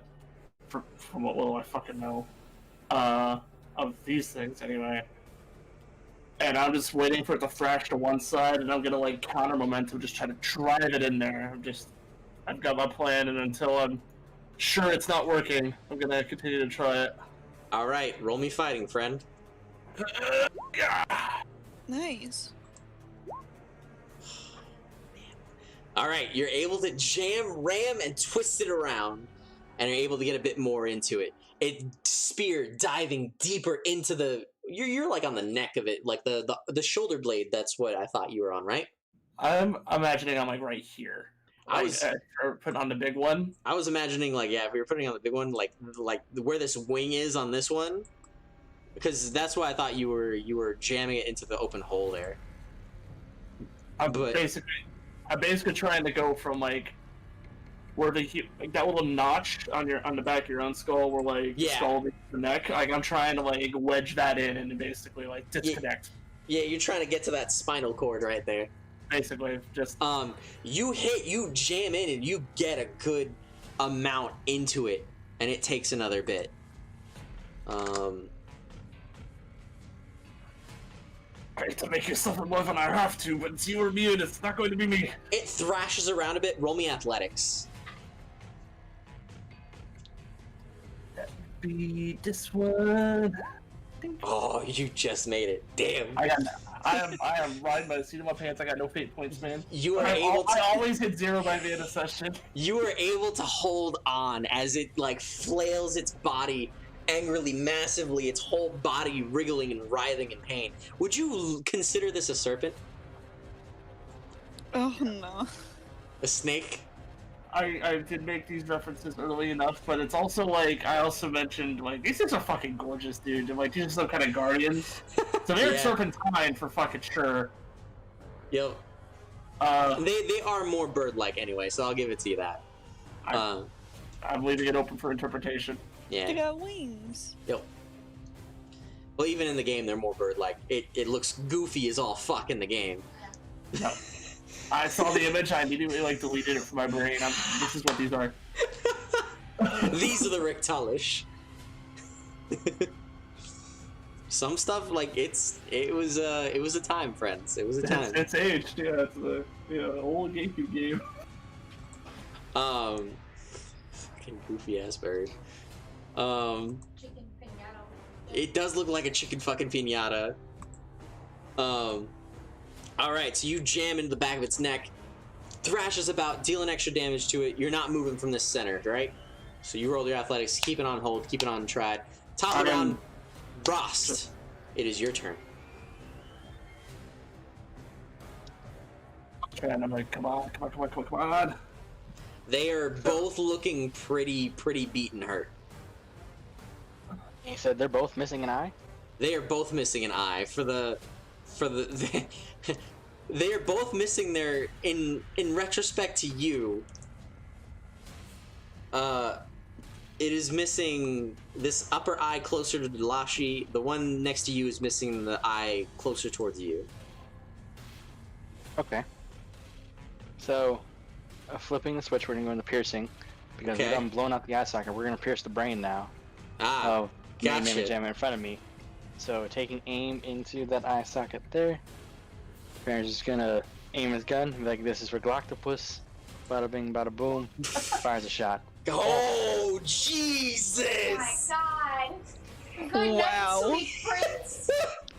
Fucking blew his brains With the out! one-liner. All right. Well, how would you like to do this, friend? Yeah, because even pouring anything into this, it's going to die. Yeah, because that's fuck. Even So, plus 4 instead of 2, that's still 6. Fuck, yeah, that's going to kill it. How'd you like to do With the this? flick of his thumb, turns the rifle from blast to piercing, raises it up, takes aim, mutters the one-liner, this is for Galactopus, pulls the trigger, the blast, tried and true, into the eye socket, into the soft tissue, boom, right to the brain. You hit it. It's the sound ricocheting throughout these halls and just piercing its head, piercing its brain. You see it go in the socket, out the other. And the glow from it all fades as it slumps, boom, boom, hitting down and then sliding into the waters. And then, using my movement, I have like, what, 5 squares? Yep. Move myself over there. Gotcha. So you move there. This one is just gone. Into this one's blind spot. All right. That was that. Better give the man a card. Next up, oh yeah, I gotta get. God, Yeah. Christ. I mean, I got straight 3s all across. It is a beautiful day for Rost. The crit Rost. The crit Rost. Oh, and for my Rost. non-combat action, I walk over, I pick up the mask, I put it back. Put it back. There you go. You got the Galactopus mask. Friggin' Rost coming in clutch this fight. Fuck. The last Rictalish taking his presumably final breath as he looks about is going to move as best 2, 3, 4, 5 there over to the crystal itself. All right.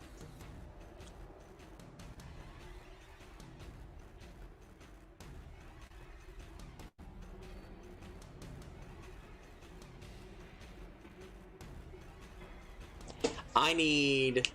It's going to turn its head. Mordecai, give me one more athletics roll. You get shaken off, but you're behind it. So you're down here. As it... Is my spear still wedged in? Your spear is not wedged in. Oh, okay. Unless you want it to stay in there. I was under the assumption that fucker was in deep. I was just trying to find out like one sweet spot. It is in, but it was like, it's a choice. You can take it out with you, or because it like whacks you off. I probably had a death grip on it trying to stay on, so if I fell off, it probably came with me. There we go. It is your choice on that one. You can either leave your weapon in, or it can shake you off, but it is going there. I need Vrost, Delashi, and Gareth. All roll me will rolls. Oh god.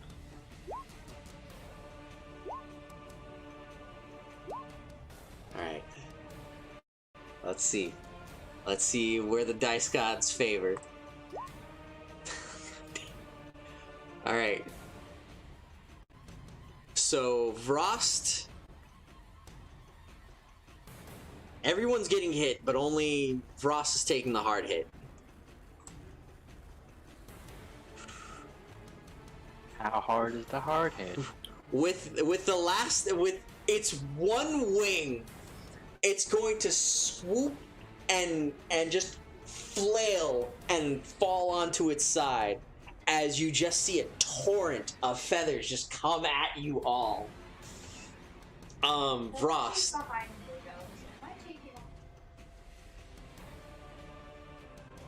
Do you want to take extra damage? No, I'm just asking in retrospect. No, it's still like up here and it's like raining on you.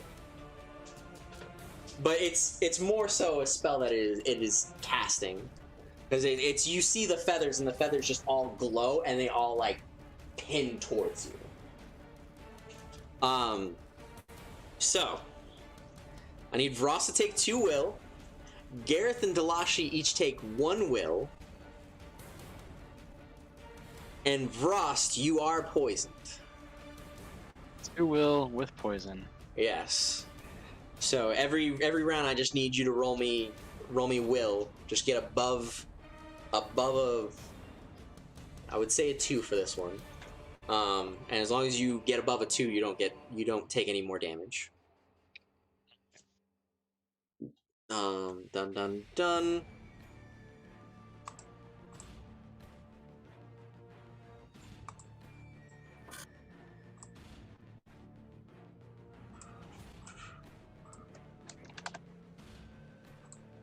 There we go. And that is its presumably final action. You can go, Gareth. Still in the same place? It is still in its same place. It was right there. Sorry. Okay.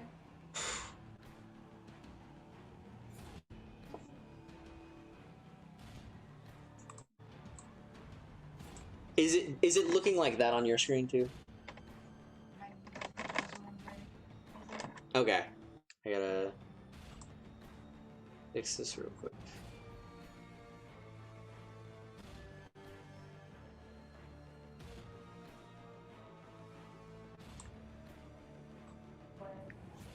I think it's slight step closer.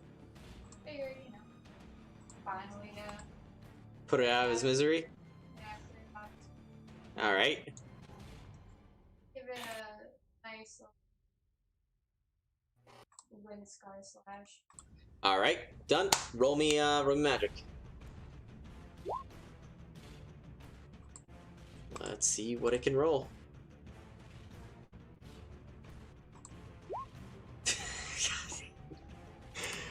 Really? Fucking son of a bitch. Deal with the 4. You hit it. It's physical. And yeah, it's because that's physical. That is the final hit. How would you like to do this? Just raise the blade like all like samurai sword styles. But I want just a nice clean chop. Yeah, I just can't take it straight more down. physical. So Gareth takes his blade, rising it upwards, and with a clean thrust down, whips of wind slicing energy around the blade as well as the sword come crashing down and on top of the Richtalish, as you just see this whirl of energy come spewing towards it, just the wind itself tearing at not only the scars already, but further into the flesh of the creature as it screams, howls, rise, and falls, hitting itself on the side and then going into the pool. And it is dead. And with that, both the Richtalishes have been defeated. And damn it. that was good. That was good. Is everyone alright? Nope. Delashi is quite haggard. Your group coming out fairly unscathed aside from that. I will note. Because you all took a bit of damage, but not as much as you probably should have. And I'm literally going to say this. It is thanks to me forgetting about the last call. Octopus MVP. So, can I roll to get this poison out of me? Yeah, you can roll will. You take a point of will damage. Wait, don't you have the vial? Why don't you just drink the vial? You can choose to drink the vial. Yeah, the vial, which is very, very, very, very minor of healing. That we got from the special water two floors ago. It's one of the Sakri chain. Can I shoot him with a green bullet? Make him shut up. Oh, you have the minor, and then you also have the 3 other ones that you found in the chest. We The other ones I gave to Gareth. Oh, it gave to Gareth. Yeah, No, I those are literally. cutlass. Hey, who knows about this stuff? No, I handed it thought off you to gave Gareth. the cutlass to Gareth. And I the know you vials. gave them to me. And the Remember? vials. So he gave the cutlass and the vials. I didn't hear that. Okay, yeah, I didn't hear it either, so... I don't think I I heard thought you were having Gareth check it out. I just didn't know that was Yeah. like the full handoff. Yeah, I didn't know Yep. that either. Okay, cool. Either way, I have the water vial. Oh, use that. Wait, the water vial? The green Yeah, slime. the The little greens- vial of Yeah, the little Mist vial of for water. Yeah, okay. Would you like to try that? yes. I'm gonna pop the cork and drink it. Alright, you pop the cork and drink it. Ross is dead. You're able to shrug off the poison. How much will do you have? Yeah, you're able to shrug off the poison, not so much the rest of the damage, though. Yep, I still got the 2 will damage. Yeah. I give a potion. Flush. You can give a potion to Delashi. Would you like to... Here's the thing. Would you like to save the potion, or would you like to just heal them and roll for it? Go for it. Alright, those are your options. You can keep those potions if you want. Those are your, hey, I don't want to roll, heal. Stop pushing my box, man. Alright, so roll me magic. You were able to heal Delashi full. Thank you. Delashi, you heal 4 points of will damage. And for brevity's sake, I will say, because it is winding down to the end of the session, everybody is healed for right now. The Richtalishes, their bodies fall and kind of fade into the waters that are around. The large, tall, herking, serpentine-like birds that you were able to successfully fend off and defeat go into the pools of water at your sides. The whole area itself shifting and changing, the waters themselves glowing and then turning a real odd pristine black. The skies itself, not the skies, but so much of the dome-shaped arena that you're at, or the temple, the dome-shaped temple that you could see, this cavern that had transfixed itself, going from different shapes from outdoors, viewing a very brisk night sky, now go just straight to night, and you see the green moon once again. Its glow has faded, and it's just there as a moon, present, no longer overbearing and looming your whole group. As you all take a moment to recuperate and heal yourself and check your wounds, you take a look over to the side and see that the waters themselves in the areas change. The whole temple lights and shifts. You see the moons and stars glisten now in the waters below. The Riktalish that were at your side create these intricate designs, their bodies fading, becoming runes and sigils. And the main sigil in the center unlocks and the platform raises.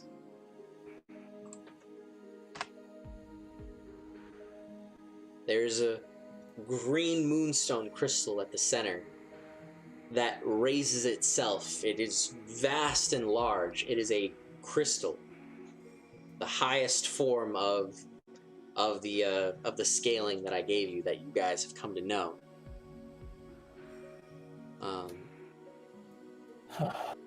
You are met with a more peaceful, serene scene around you. A moment of recuperation.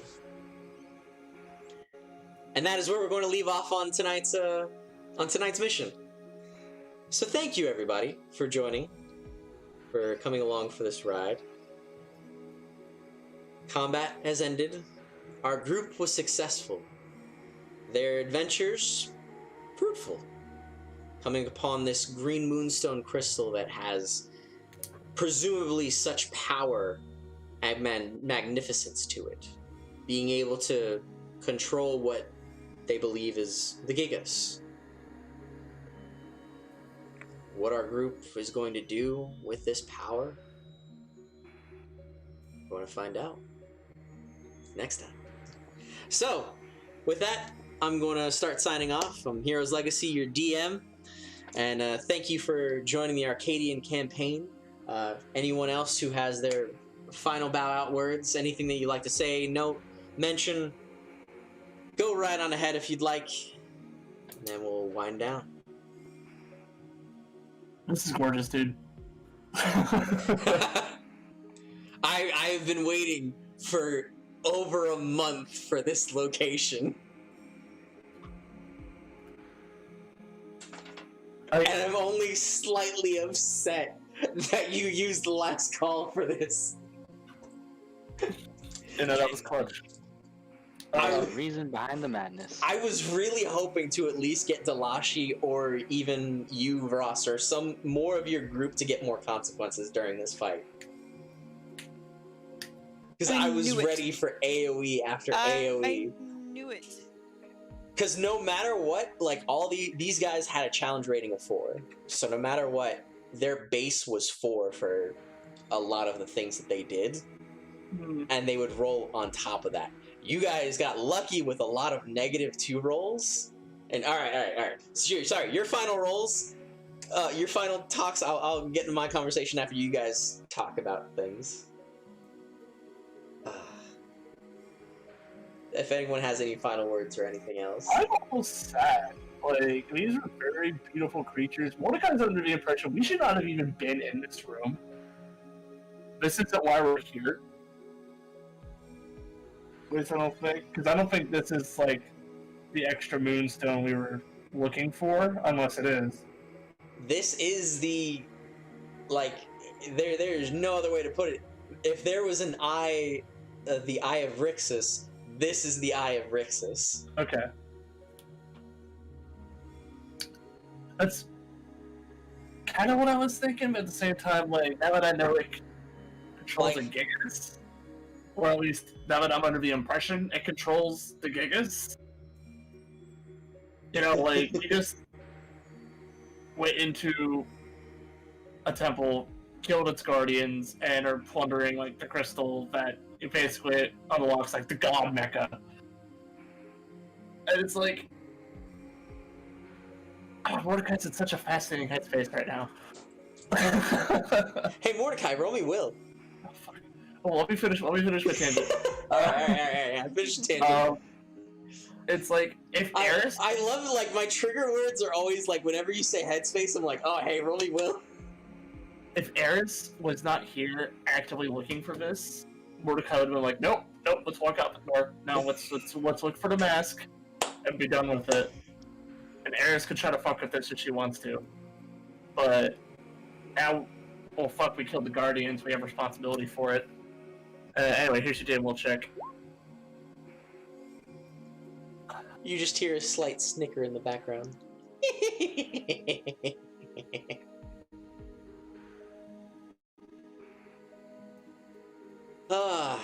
Anyone else have anything else? Delash? No, I think it's pretty solid. Enjoyed myself. Glad. Good Yes, job it's a on good those time. clutch plays, Rost. I'm sorry, like I'm just so upset at you this whole match. Like everyone had really nice rolls. I really like because Delashi lucking out with the wild magic, it being the spell that you used was Eternius. It was the Sylvialite spell of insta-death. Yeah, I was gonna say, isn't that like the one-hit kill one? Yeah, Mm-hmm. yeah. Yeah, and I'm like, great. oh, I'm so glad this is a boss, because that would... Goodbye. Yeah, because that was oof. Big oof. It was wonderful getting to use that and use that as an advantage state. For